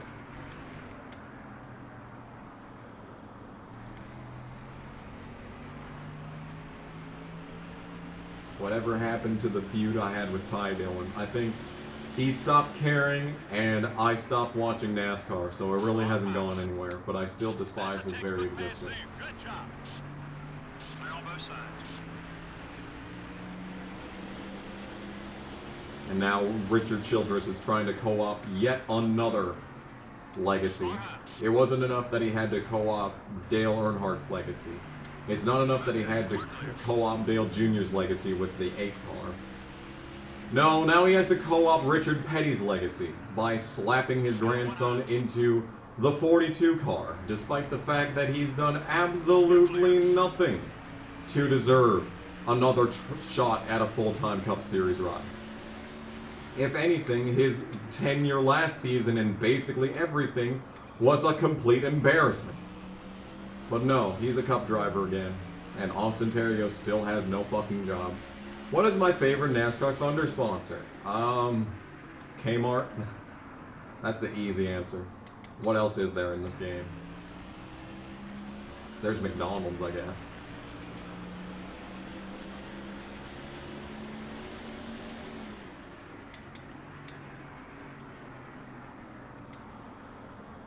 Do I think Dodge is going to come to NASCAR? The 32 car, it's up high. I've always been like, you know, not really so much whether or not Dodge would come to NASCAR, but who would Dodge join? Who out there would be the Dodge team? And like, there's not a whole lot of very clear answers. The clearest answer that I always had was, how about Chip Ganassi? You know, he runs Fords in IMSA and Chevys in the Cup Series, and Ganassi used to be a Dodge team back in the day. You know, that's always, you know, the thought that I was going to go with there, but they no longer exist. But like, Trackhouse is a brand new team. Like, they're just getting started. Like, they just bought, you know, Ganassi and just completely repurposed the shop. Well, they have really no reason to be loyal to Chevy. They're definitely never going to be the top Chevy team. So if Dodge were to waddle their way back into NASCAR, like, why not? Why not link up with Trackhouse? Why not link up with that kind of team? Because, you know, Denny Hamlin's team is going to be Toyota forever unless Joe Gibbs decides, you know what? Friendship ended with Toyota. Dodge is new best friend. Unless that were to happen, you know. Penske can do a second tour with Dodge, see. But I think Penske is less likely. I think the more likely Ford team to change would be Roush. And I'm 100% honest when I say that, because, like, Penske and Stewart-Haas have become the Ford teams, and like, the only Ford thing that exists anymore that is strictly Ford is Roush Yates engine. Well, I mean, Penske and Stewart-Haas could easily start making their own engines. It could become Haas Yates Ford engines. And Jack Roush goes Dodge. I would think that's entirely possible. I genuinely think that's possible.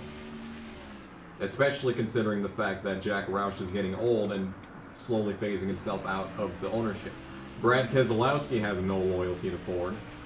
If anything, Penske Ford screwed him over for the last, you know, 8 or so years. And despite it all, he still performed better than Logano in basically every season.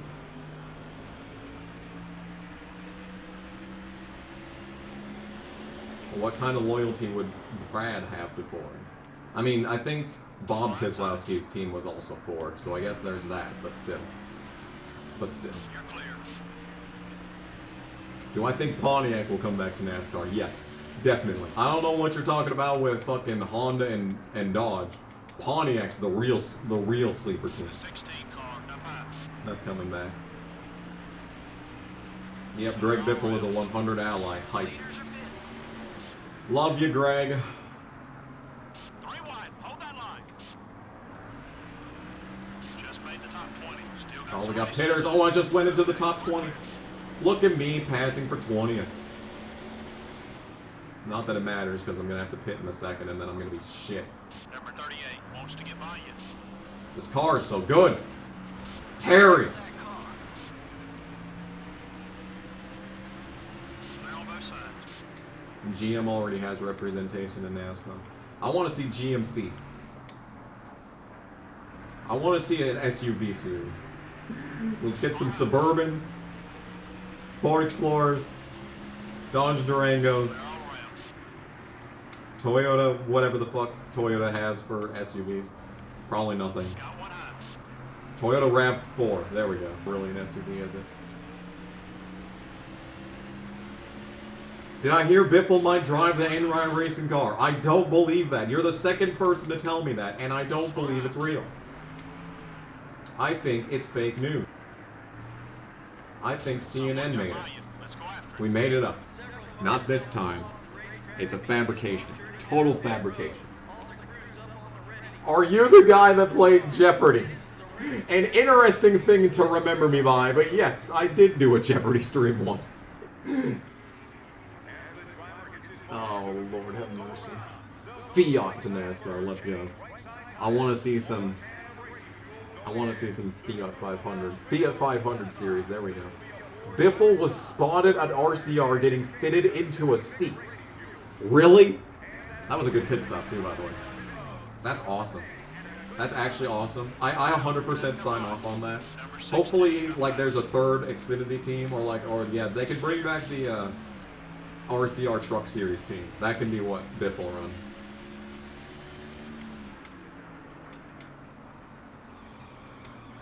Anyway, good pit stop. We're still in 24. Rock solid, rock solid.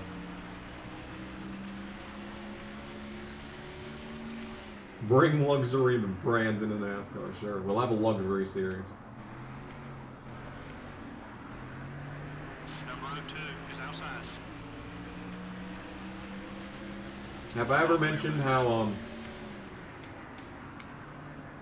I think that Tesla to NASCAR is entirely possible once the series goes full electric?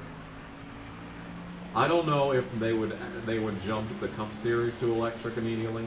I think what's most likely going to happen is that the Truck Series is going to be phased out. Xfinity is going to go electric. Everyone's going to hate it because it's going to reduce the horsepower of the Xfinity cars. 22 is right behind you. You're clear. And make it look like, you know, the 2015 Cup Series. But it's going to be like the Xfinity Series will be the first fully electric series. Number 45. And then, like, maybe, you know, 6 or 7 years down the line from today, the Cup Series becomes electric. If NASCAR even survives that long, which I am still doubting. Still heavy doubt on that one. Still heavy doubt that they're going to make it past, that they're going to make it past 2025. Because I think the next gen car is going to completely flop. They're going to destroy all the cars at Daytona. And then teams are going to be running out of cars. And then, like, you see, people are still wrecking these cars in these tests. We still have people wrecking the cars in the tests, and the first race is next fucking week. And they're still wrecking these cars. Like, there's so few of them. There's already a supply issue. They're already writing rules into the rule book that say you can't make your own parts. You have to get the parts that are already utterly limited in every capacity. Like by the Bristol Dirt Race, we're going to be out of cars. Teams are going to have to make tough decisions like, okay, so we're Stewart-Haas. All of our cars ate shit at Daytona. Then we went to whatever the next race is. I think it's Vegas is second. I don't know. I don't care. Doesn't matter. Point that I'm trying to make is that, you know, we've destroyed a bunch of cars. Well, we have to sit someone out because we don't have enough fucking cars. So that utter disaster is going to happen in the Cup Series. And then, you know, people, like, they're already reducing. They reduced Martinsville from 500 laps to 400 laps. Fucking why? Give me one good reason to shorten a Martinsville race. A track that has consistently put on the best racing in every decade that it's existed. And you're telling me, oh, we're going to reduce the amount of laps at this race. Why? 97 car still. Why? The track is good. I can sit down and watch a 500-lap Martinsville race, get to the end and be like, man, I wish they would run another 500 laps. Clear on both sides. All right. They shortened it because it's a night race. Okay. The Southern 500 and Coke 600 are also nighttime races, and they're the longest races on the season! Oh, we got some moderation going on here. Hell yeah. The TV made them shorten it. Fuck the TV. Number 1, it's up high. Like, they should... Still there. But, like, if the TV's making them shorten it, then the TV is actively trying to harm the product. If the TV is what's making them shorten these races, they're part of the problem. That's just a straight up fact. Barnesville is great. There's no reason to shorten the races. Car inside. Alright, well, we're wrecking.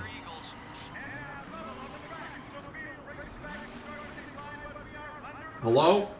I don't know what that was, but I'm pitting. I think the cutscene hit, but it didn't actually show the cutscene. Because I was trying to pause the game because I didn't have control over the car.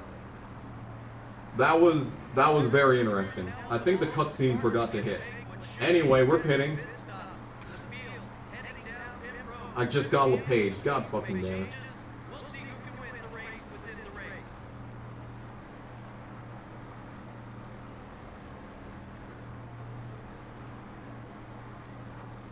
Didn't see you complaining about the 300 laps at Bristol or shortening the races at Pocono.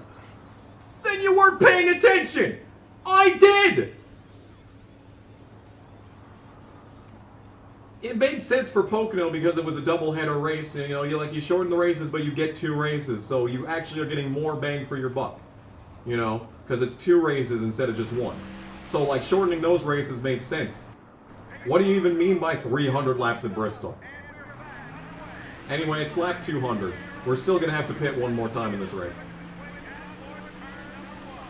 Clear. Number 19 is outside. We're falling back. Focus on your marks, buddy. The 19. So now we officially have a bottom limit and an upper limit in this race. He's still there. I think that was PU that just fell over too. 19 is still there. He was supposed to be. He was the one. He was the chosen one. Hold it steady. 3 wide. The spring race was only 250 laps last year. Didn't see you complaining about that. Because it was a dirt race!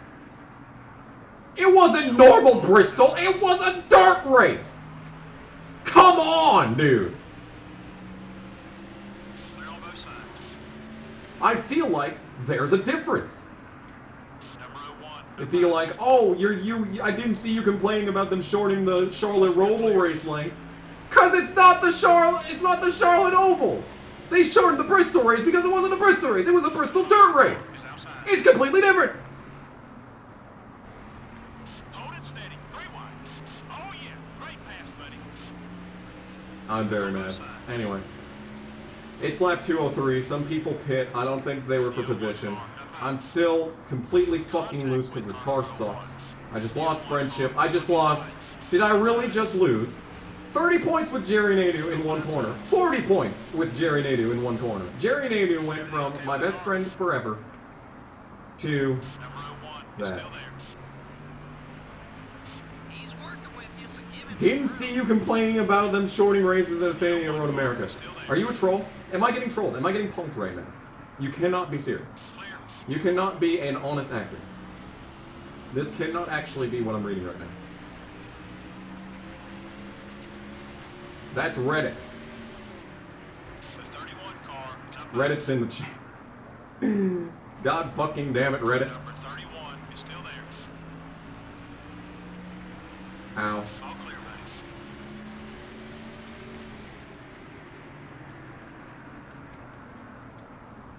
Far high. Clear all around. So I'm 4 laps down.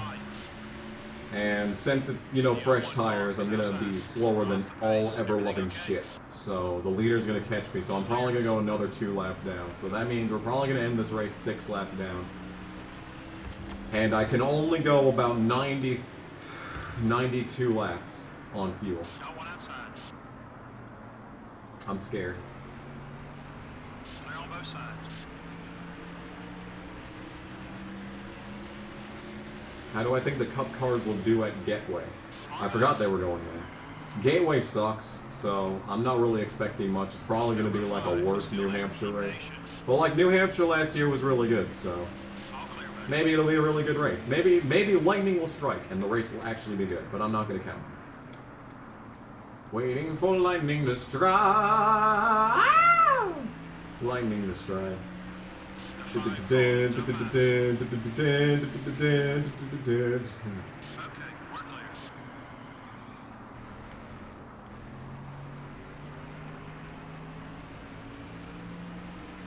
It should end around lap 292 for me. See, that's what we gotta hope for, because I'm only gonna be able to go 90 laps on fuel.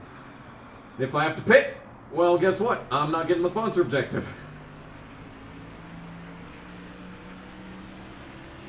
What will the Portland Infinity race be like? I don't know. Oh god, a 5. Have I listened to Bonham yet? I haven't. I'm sorry, dude. I don't have a lot of time to do anything, but thank you for the 5. I will do that eventually. 5! You're gonna give me 5! Have you listened to Bodum yet? Number 11 is passing high. The 11 car. Do I think NASCAR will go back to the Rock? I mean, there's a chance. There's a pretty significant chance, even. Like, if they're gonna remake fucking North Wilkesboro, then there's no excuse not to go back to the Rock.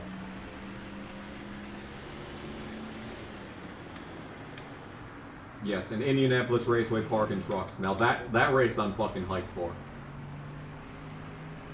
If Nice is offering sponsorship things, I can find. I've got a driver in mind. I got a driver in mind that would love to make their truck debut at IRP. So Nice, if you're out there, or if anyone's out there, anyone out there got any connections? Because I'm willing to put down some actual money to see that happen, to make that happen.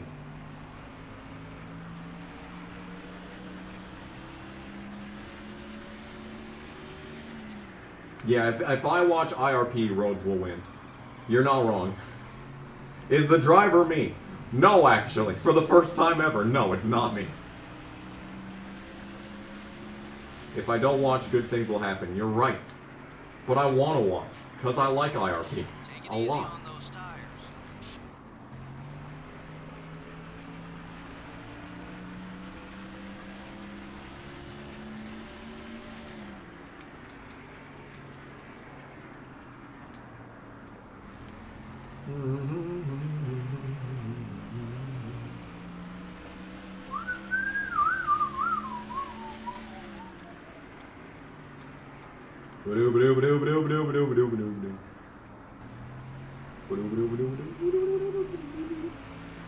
We are having a good time here in New Hampshire. Lap 214. Getting close to the end. Getting close to the end. Hopefully. At some point here. If the car would turn. Solid burp. 4 out of 10.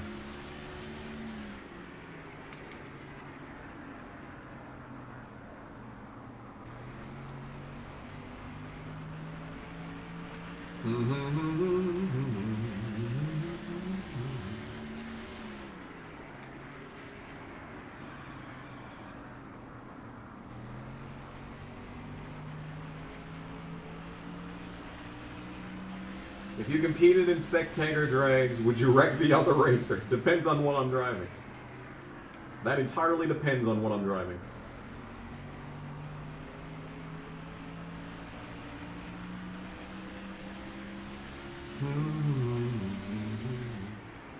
Next race after this is Pocono. We're gonna be very slow there. Next race after that is Indianapolis, the worst track in the game. We're gonna be really slow there. But after that, we got Watkins Glen, and I'm gonna have some fresh equipment for that race. So, whatever happened to Dale Earnhardt's 2001 Daytona 500 car? I'm guessing they probably scrapped it. Just like, or like Richard Childress sent it off to, like, you know, I don't know. They sunk it. It's at the bottom of Lake Lloyd.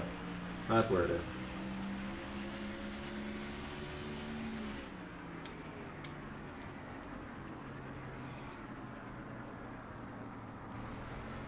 Blood on the bricks, yeah.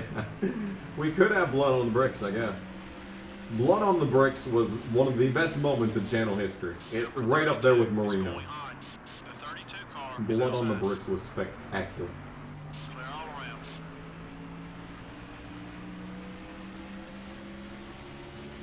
No, what they did was so what happened to Dale Earnhardt's 2001 car? So what happened is they pulled it off the track, okay? So they filled it with, they filled it full of gas in the gas tank, and then they put a bunch of flowers inside the car, okay?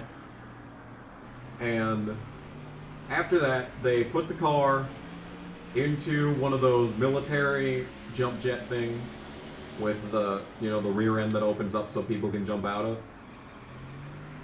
They put it in one of those cargo planes, right?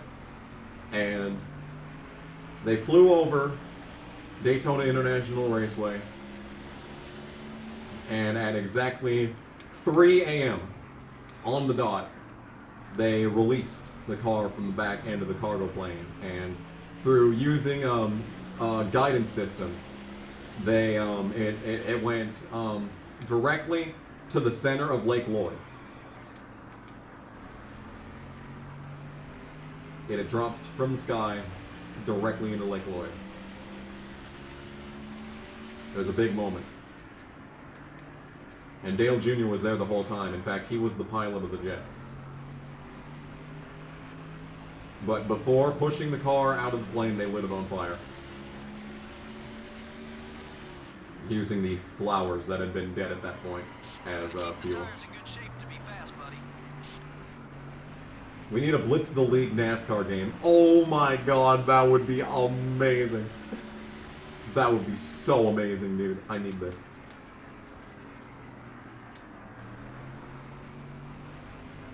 Oh no, Dale Jr.'s a leader. Speaking of Dale. Boo! No. Newman was leading this whole time, dude. And then the caution comes out and I ruined it. How could this happen?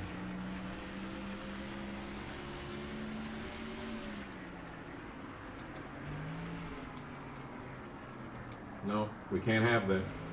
Actually, we can't have this. Sorry. About to put your lap down.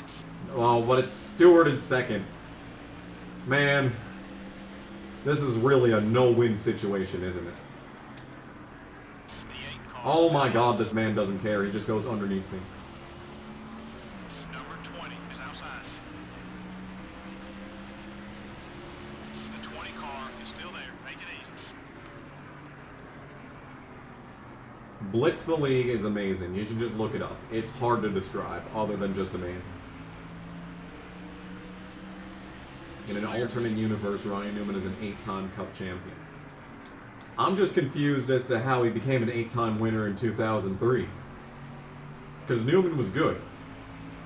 But was he an 8-win season good? Like, really, Jimmy Johnson's career is the one that Ryan Newman should have had. And like, Penske kind of just started sucking. That's, I think, the big thing, is that Penske really just started sucking, because Kurt Busch is one of the greatest drivers of this entire generation, Be careful. and he struggled big time there. All clear, buddy. Like, I guess, like, just 2003 Penske was just, it just happened to be really good. Car up high. Or Newman just got lucky a bunch of times. Still there. Why does Jimmy Johnson have trouble winning in NASCAR Thunder 2003? I think just because he was a rookie, Okay. We're clear. and the game developers didn't know if he was actually going to amount to anything.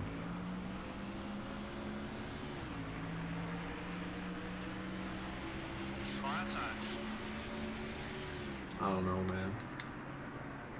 You're clear.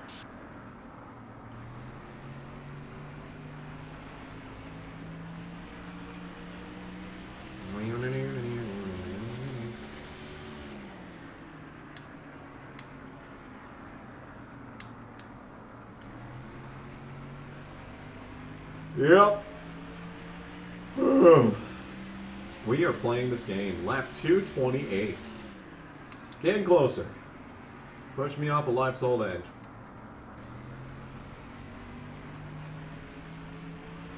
Yeah, Chad Knaus is definitely a major contributing factor to Jimmy Johnson's success. One of the primary, in fact, contributors to his success. And the fact that Rick Hendrick would tank his entire team for him.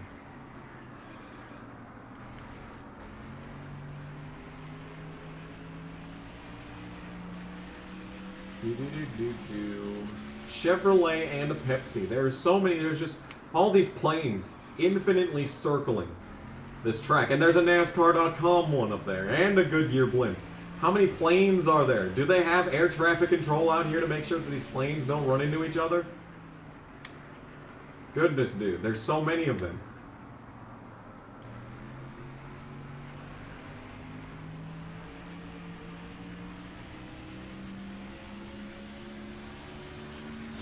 Ouch. I was reading the chat again. And I'm doing a terrible job of driving because I'm too busy reading the chat. Look at me. Look at me. Look at my stupid ass. Am I planning to make more auto sim videos? I wasn't. I was going to on multiple occasions, but then like modding the game became like a chore. Like you had to make changes in the actual, like, you know, game setup files, and it's like, why? What's the point?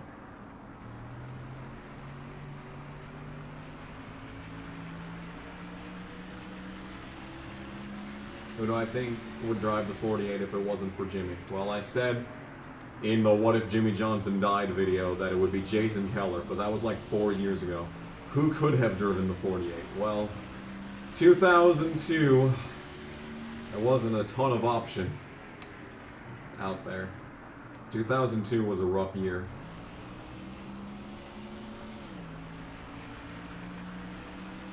They could have poached Greg Biffle. I don't know, maybe. They could have looked to the Truck Series. Definitely Ron Hornaday deserved another shot.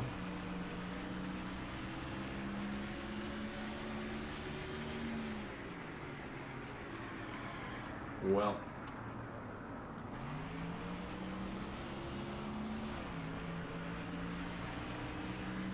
Maybe Casey Atwood.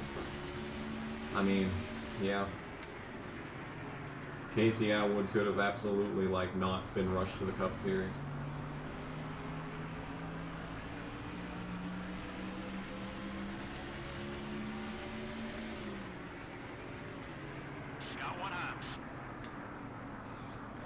Man, I'm so scared. I don't think I'm going to be able to make it to the end on fuel.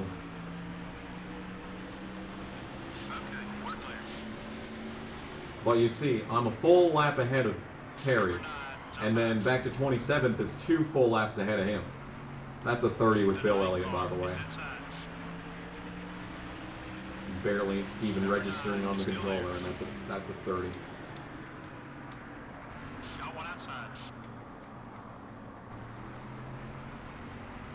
Yeah, and then you have the question of what if a bunch of people were alive? What if Kenny Irwin was alive? What if, I guess Tony Roper probably wasn't going anywhere in his career, but like still, what if he was alive?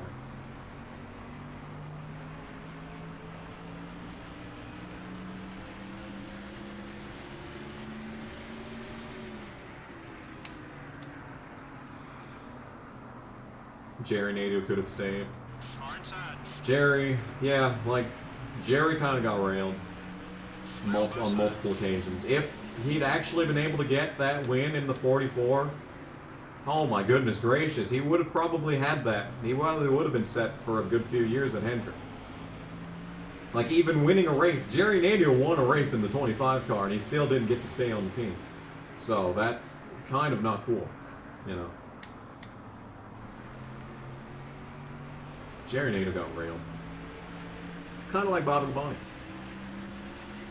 And then, yeah, obviously there's the question of if Jerry Nadeau was still on Hendrick, would he have ate shit at Richmond in 2003? And I guess, like, the answer to that question is, I mean, I don't know, dude.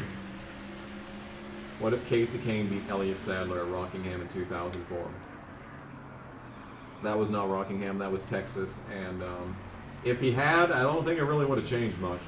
Casey Kane was basically Chase Elliott, like, to a T, The 18 car is back in outside. 2004. Except he did not, except, you know, yeah. 20 wide. Hendrick didn't tank his entire team to help him out when he was on the team, Clear. yeah. Yeah. Number 18, up high. I don't think much would change on that home front, because Kane went on to be like a 6-time winner in 2006. So he still was successful. Matt Kenseth at Rockingham. I don't even remember if that was the first race or the second race at Rockingham. Because that would have been, it would have been either Kane's second career start or like 34th career start. No, there was only one race in 2004 at Rockingham, so it had to have been the second race. So that would have been Casey Kane's first career win in his second career race. Just like Jamie McMurray. Wow. That would have been a... That would have... that okay, so I take back everything. That probably would have changed a few things. There probably would have been a couple of changes over the course of his life. He probably would have had the... He probably might have been able to rival Dale Jr. in popularity. He probably would have had a change. He was already an extremely popular driver during his career. He might have actually been able to rival Junior Nation.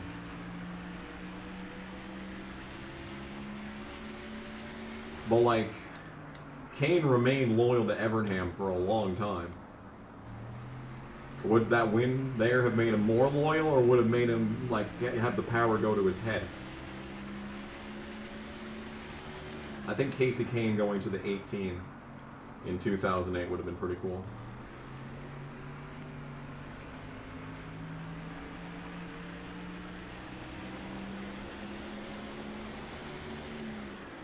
Yeah. Kane's just... I guess it's just having the name Casey. Means that you're not going to live up to your full potential, I guess. I guess that's just a requirement.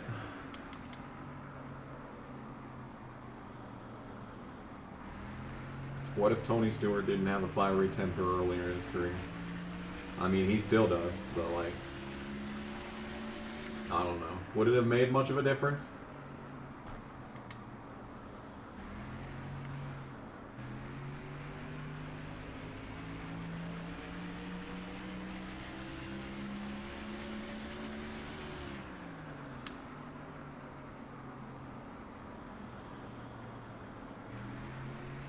Yep.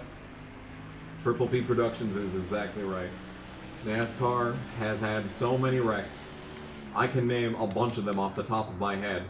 Newman. Austin Dillon. All of Danica's head-on crashes. All these crashes that probably could have been fatal and probably would have been fatal in like 1990. The 11 car is gaining on you.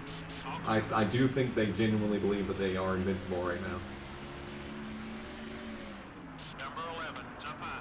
That is a dangerous place to be. Your right front tire's a little worn. Careful now. Still there. Clear.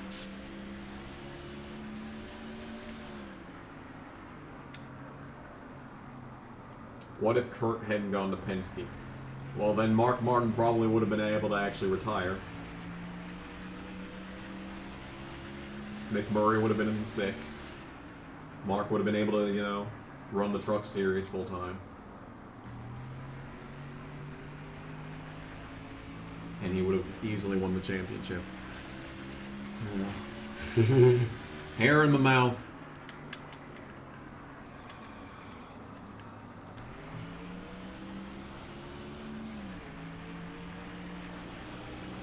Ryan Preece at Kansas was a horrible crash. I remember watching that at work.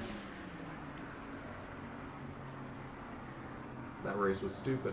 But at least Harvick didn't win. Got one high. Number 43 is looking right. Oh, that was a better burp. 5 out of 10. What if Dale Earnhardt didn't die? I mean, his team would still exist.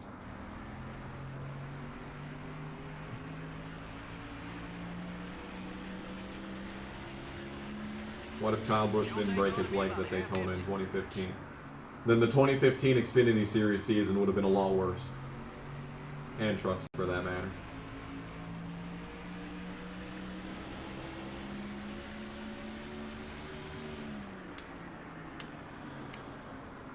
Uh-oh.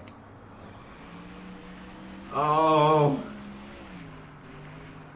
That was an interesting line. Tony Raines with a very interesting line entering turn 3 extremely high and just pushing all the way to the outside line in the center. Very interesting line by Tony Raines. That driver of the 174 must know what he's doing if he's running up there in the 25th position. What if Carl Edwards had won the 2011 championship? I still think Roush would have collapsed as a team because they just did not have their fingers wrapped around the Gen 6 and Jack didn't care. I'm guessing not much would have changed. Edwards probably... I don't know if he would have retired even earlier. Maybe he wouldn't have retired at all. I don't know, man. Carl Edwards winning the championship and at any point in his career would have been a very interesting talk to have.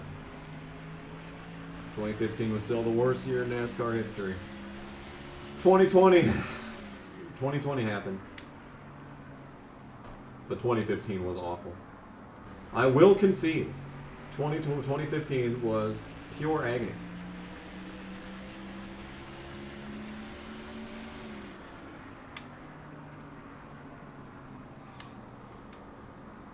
If Kyle Busch didn't break his legs in 2015, his championship would have been legit. But would he have driven differently? Would he have driven differently? Like, you know, he didn't run the first 11 races. You know, would he have driven those 11 races, and would the other races that happened after that, would they have ended up different? Like, you can't just assume that everything's going to happen the exact same way. You know, because he could have gotten wrecked at, like, Las Vegas or something, and then had a feud with someone, and then at Pocono he could have wrecked that dude or something. I don't know. Basically, 2015 was pain.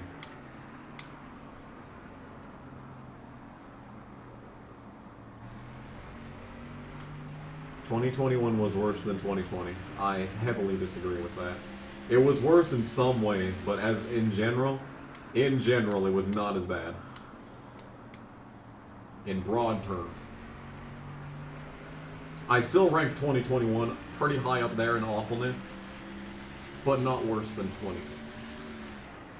Hey, I just got a spot. Someone blew up. Wonder who it was. Wonder who it's from. Remember, this is all purely hypothetical. What if Jeff Bodine didn't win Martinsville in 1984? Then we wouldn't have to put up with Chase Elliott. Just think about that. Just think about that.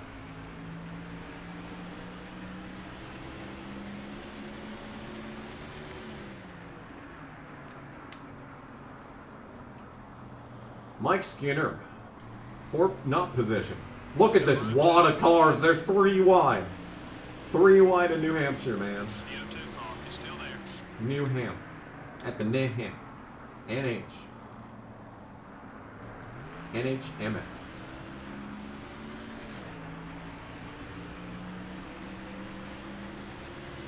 What if Kmart didn't go bankrupt? That would be good. I wish Kmart would beat Walmart. That's one thing that I would go back in time and change. If I could go back in time and change anything of world history, it would be Kmart beating Walmart.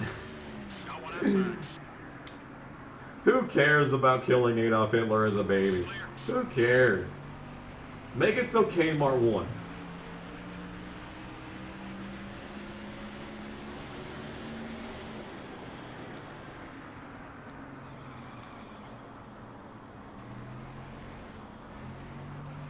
Oh yeah, get railed, Craven. Let's go. What if LW Wright won the Talladega race? I mean, that would have been a very interesting victory lane celebration. You'd be like, I don't, what? And he lifts up the helmet, and underneath it was actually Red Byron the whole time. He didn't actually die. He was alive the whole time. He went to the island that Elvis was at. Red Byron, the champ is back. Return of the king. Got one high.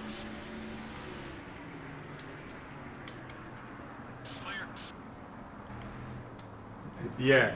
Yeah. What if Mark Martin got a championship? Then I wouldn't be miserable.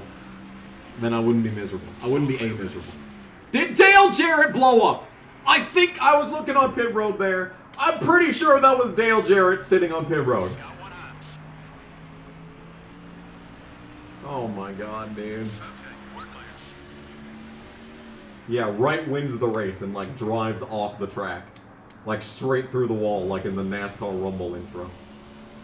No, that is the NASCAR Rumble intro. It's canon. It's entirely canon. Dale Jarrett blows up again. What is this?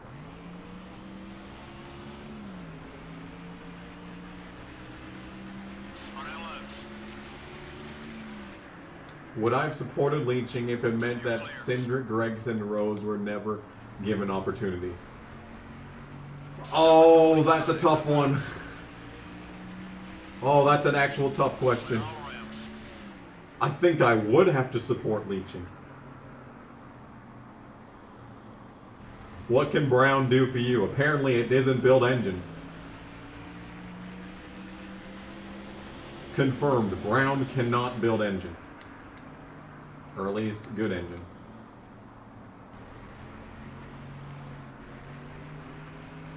The 25 car. It's up high. 25 car. Hold your line. You're still there. All clear, buddy. Oh, look at me turn. Look at me turn. 25 is right behind you. Right underneath him.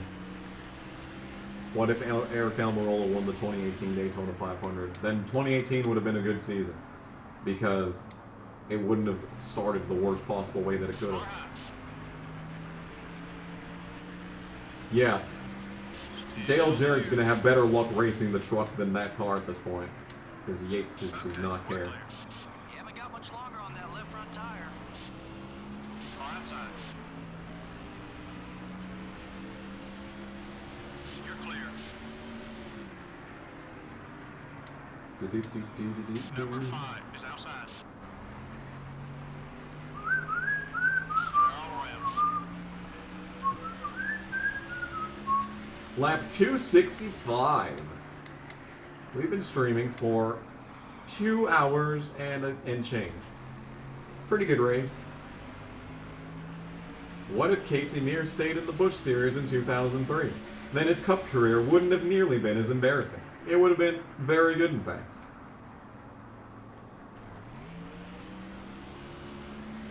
Nah, nah, nah, nah, nah, nah.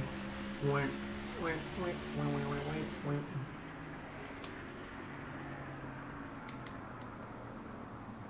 Yeah.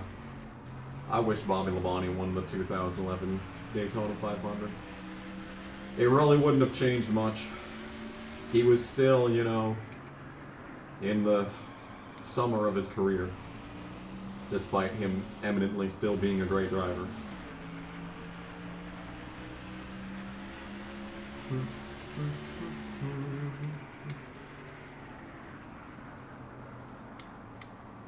What if Brett Moffitt won the 2020 Truck Series Championship? Then NASCAR wouldn't have been able to get their 5-wide green-white checkered for the championship restart. And they would have been very mad, and they would have fired whoever calls the cautions.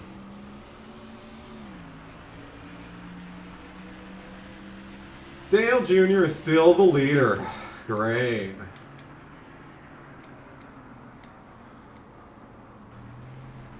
And no one's even close to him.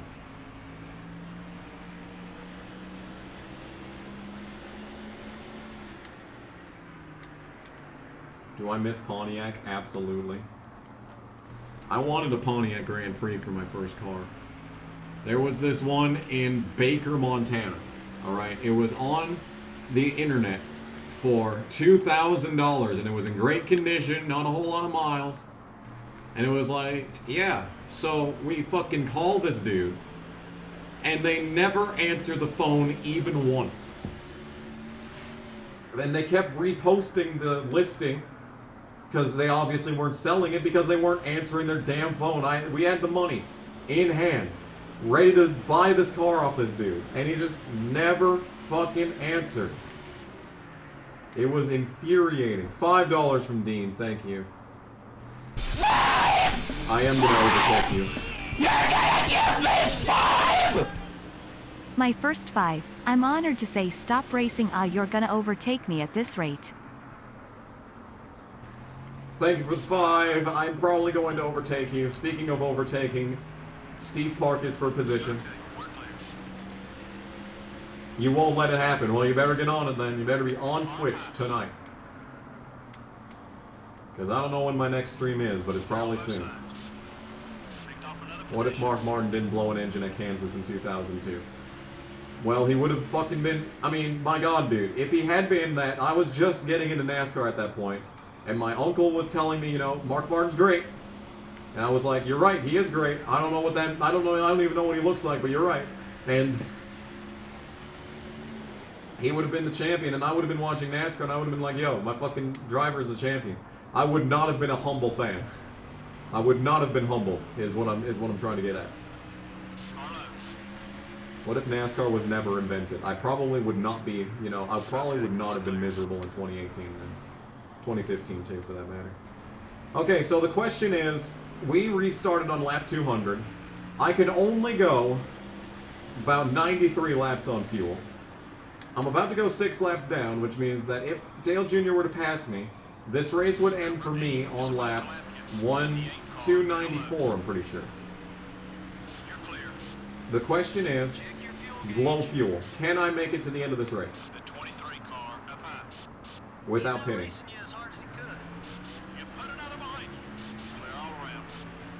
The answer is probably not.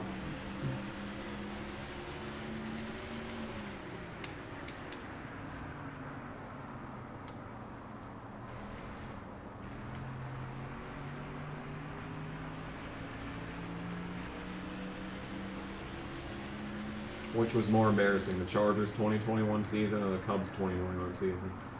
The Cubs season was fucking pathetic. Like, that's just objectively the answer. It was awful. Just a complete collapse.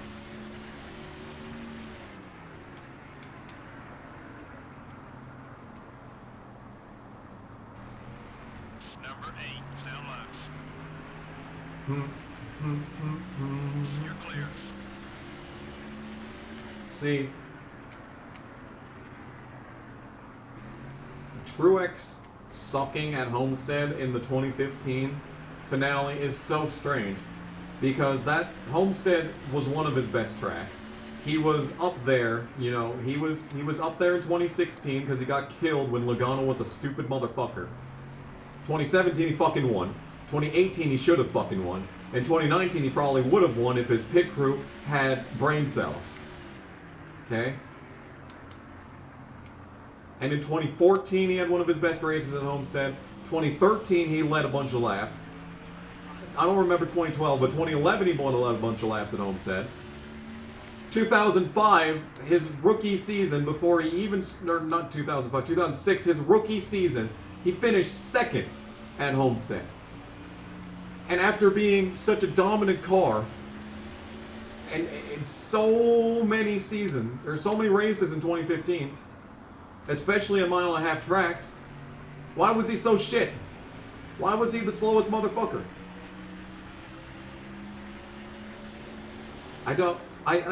It's such a mind-boggling thing is that he was so strong at Homestead through his entire career. But the one time that he had a chance to actually accomplish something with his life, you know, he was just shit for some reason. It was wild. I don't know if RCR tanked the team because they were changing to Toyota next year. I don't know, man.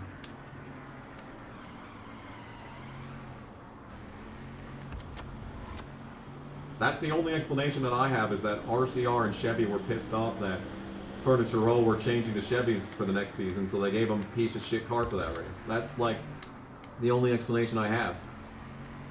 Because he was so good. Oh God, 5.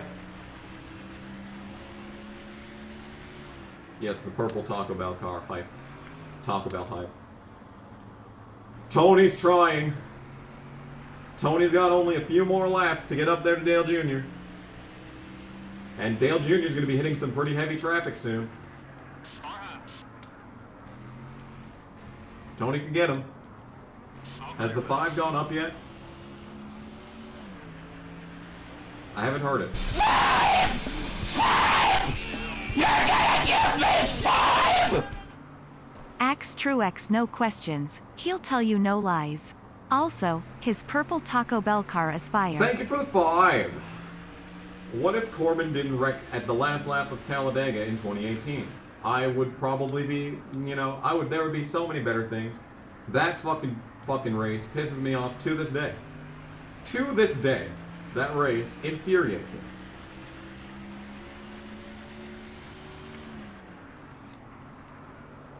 Oh, a 499 from TZ. I can't read the chat while racing. TZ Hamlin, thank you for the 499. Congrats on 9 years. Congrats on 9 Hope they years, packed that KG. thing full of fuel, no Hope they kidding. packed that thing full of fuel. Very close to a 5. Thank you for the 499. Appreciate it a lot, actually. A ton, even. There's Casey. Oh, I see Casey. Casey at dead ahead. Target sighted. Literally. If you share draft, it helps you save fuel. At least that's what I'm told. Another 5. Oh my goodness, the 5s. I would exchange some of these 5s for some fuel. 5! 5! You're gonna We just have to go 10 more laps on this gas. I can afford to back it up a lot, but if backing it up is actually a bad thing because then I'm going to back down into 3rd gear and then in turn use more gas. I'm faster than everyone right now. I just need to maintain my position. 22nd is a really good run. Just need to save some fuel, dude. What if Corbin got Ben Rhodes' ride? That would be amazing. Make it happen. Make it happen.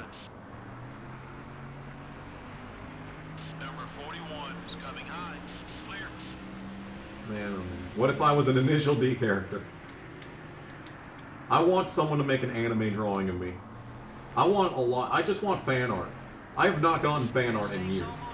Very low fuel. Can I make it? Can I make it to the end? Nadeau and Ward are for position. That's interesting. Newman's here. He should have won this race. But he's not going to win this race. Another 5! How much money does this man have?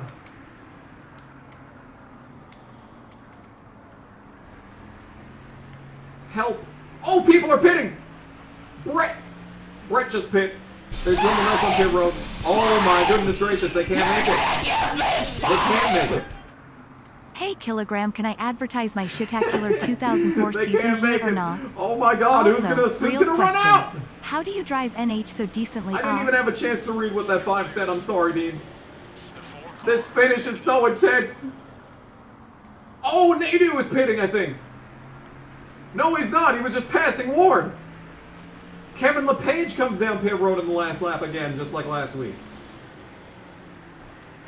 I'm trying to save fuel and catch Jerry Nadeau and Ward. This is insanity, dude. This race is wild. Ward. Oh. Brett Bodine. Brett, what the fuck? Brett, what was that? Do you have a brake pedal in that car? And he's blaming me for that. Okay, whatever. More people pitting. Kevin LePage is probably going to do the exact same thing now. Turn car. Ward, move.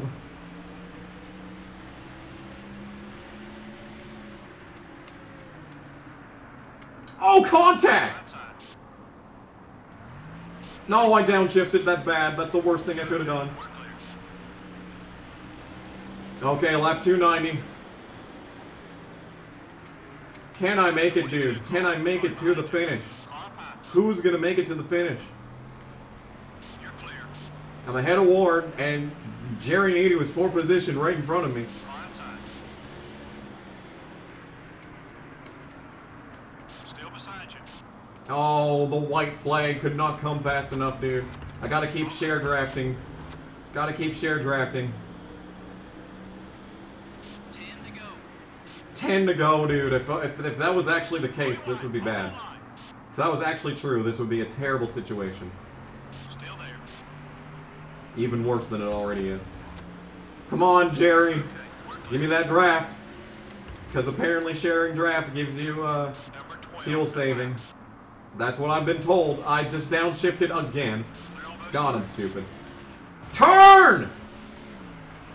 God fucking damn it, dude. I just want to be friends with Casey. And the game just refuses to allow me to be friends with Casey. It's up high. You're clear. Oh, come on. Fuel tank almost empty. If it's the white flag, we can make it. If this is the white flag this time by, we can make it. If not, we're not going to make it. It has to be the white flag this time by. I'm still downshifting. Look at my stupid ass. Nope, it's not the white flag. We have to pit. We have to pit. I'm going to run out on this lap. Fuck! The 02 car is outside. Still there. Man, that sucks a lot, dude. Okay, we're clear. I'm not out yet, but I'm gonna run out, so I have to pit. Ugh. Don't pit, I'm gonna run out! Fine, I won't pit, but when I run out and lose this race, it's your fault, chat. It's your fucking fault. Way to get around him, buddy. Clear.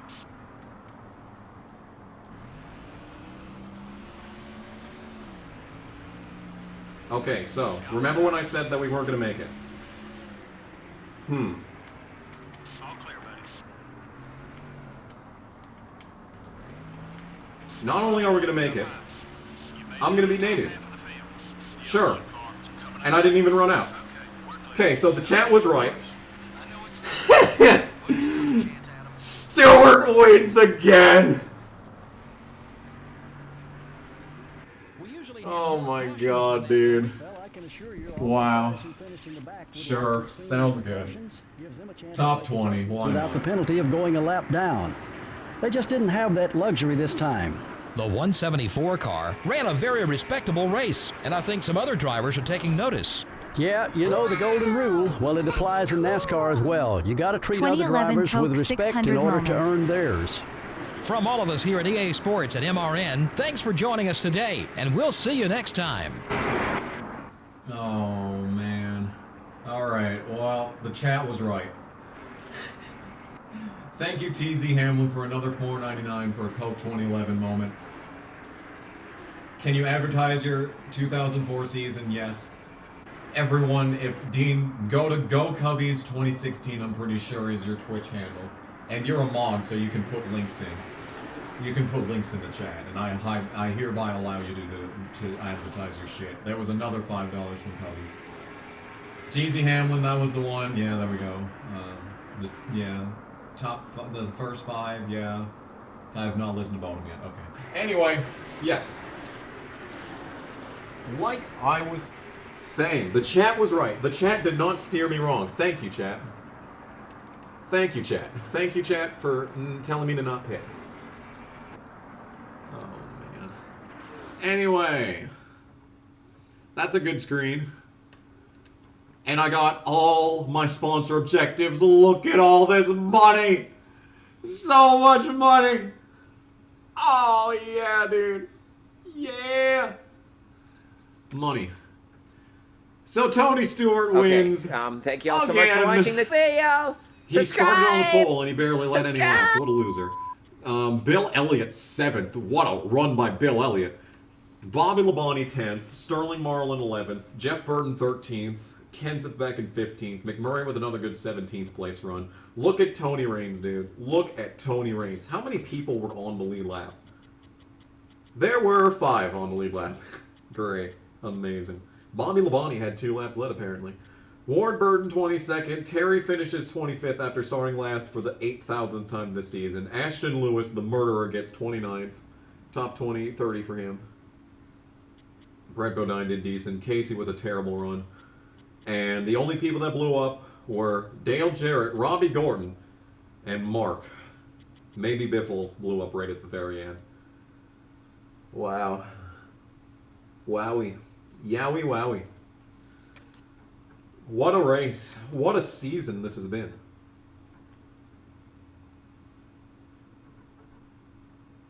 Boy, howdy. 5 on the lead lap, yeah. You're going to give me 5 lead lap finishers. Okay, so we're going to finish. We're going to save the game. I think I've decided we're going to save the Tony Raines playthrough. What's Terry's average start? Okay. Oh, that's a thank good y'all so question. much for watching this video. Subscribe. Subscribe. Saving the game.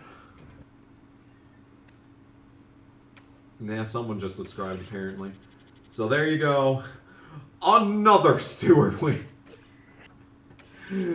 His points lead is now 156. Ricky Rudd is 4th. He has 12 top 10s and a 12.1 average finish. Matt Kenseth has only 8 top 10s. Sterling Marlin back up to 9th in points. Labonte's finally moved his way into 13th. Dale Jarrett is 16th in points. Oh, this poor bastard. He's going to get passed by McMurray here in a second. That's amazing. Terry Labonte. Terry Labonte's average start, 38.9! Oh! Terry. And his average finish is better than last year. Look at this man. Wow. Terry. What are you doing, dude? I mean, it's working, I guess. I'm finally not last in the full time, though. Finally back past Mike Skinner. Look at Casey up in 36 in points. Good shit. Now my shit is 23.8 average start, 33.1 average finish. That's pretty good. The driver respect meters, not looking terrible. I have a bunch of backmarker friends. And now Dale Jr. has 1,749 laps led. Wow. Good lord, dude. So there you go. 7 wins for Stewart. And it's only been 19 races. Good lord. He has won over a third of the season. So now I can work on a shop edition. Should I do that? Should I work on a shop edition? So we're gonna run another race on this, and another race on this, and another race on this. Then we'll have fresh stuff that I'm not gonna use at Indianapolis. I would much rather use it at Watkins Glen. This chassis is gonna be a 60-55. That's pretty good. Pretty good if you ask me. This we can overhaul to a 55-58. What I want to do is get a shop edition. This one, body downforce fabrication shop. That's gonna be 450K. So we're not quite there yet. Maybe we will be after Pocono. Terry gonna get replaced by Vickers. Yeah, because Vickers can actually qualify. At least PU is at 71 happiness. All these people are lowering their happiness for some reason. Except for the crew chief. Crew chief is pretty happy with the situation. Can I fire this guy and get a better one? No, I can't. Alright, well, that's good. Anyway! That is gonna do it. That is gonna do it for this video. So thank you all so much for watching. Can we get some moderation in the chat? Oh, I didn't notice that this is a 40K bonus for that. Okay, that's pretty solid. That's not the worst. Thank you. Thank you for the moderation. So there's that. Anyway, 256K in the bank. We have recovered from the terrible, terrible situation that I was in following the whatever race. But for now, this is the Kamikaze Games. Playing some more NASCAR Thunder 2004. Tony Rain's career is not dead yet, but you never know. It could be dead by next week. In any case, thank you all so much for watching. This is Become Crazy Again, so I'll see you in the next video. Bye!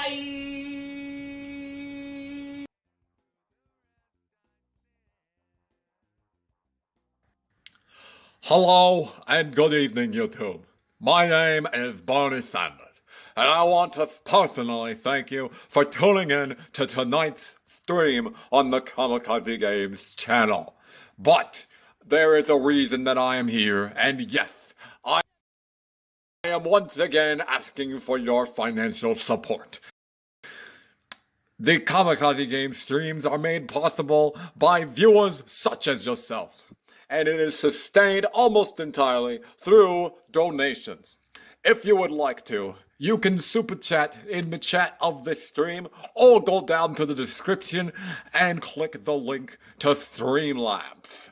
And if you do that, you can donate to this stream, and you can make me, Bernie Sanders, very happy. Once again, I want to thank you for joining us for tonight's stream, and hope you have a good time.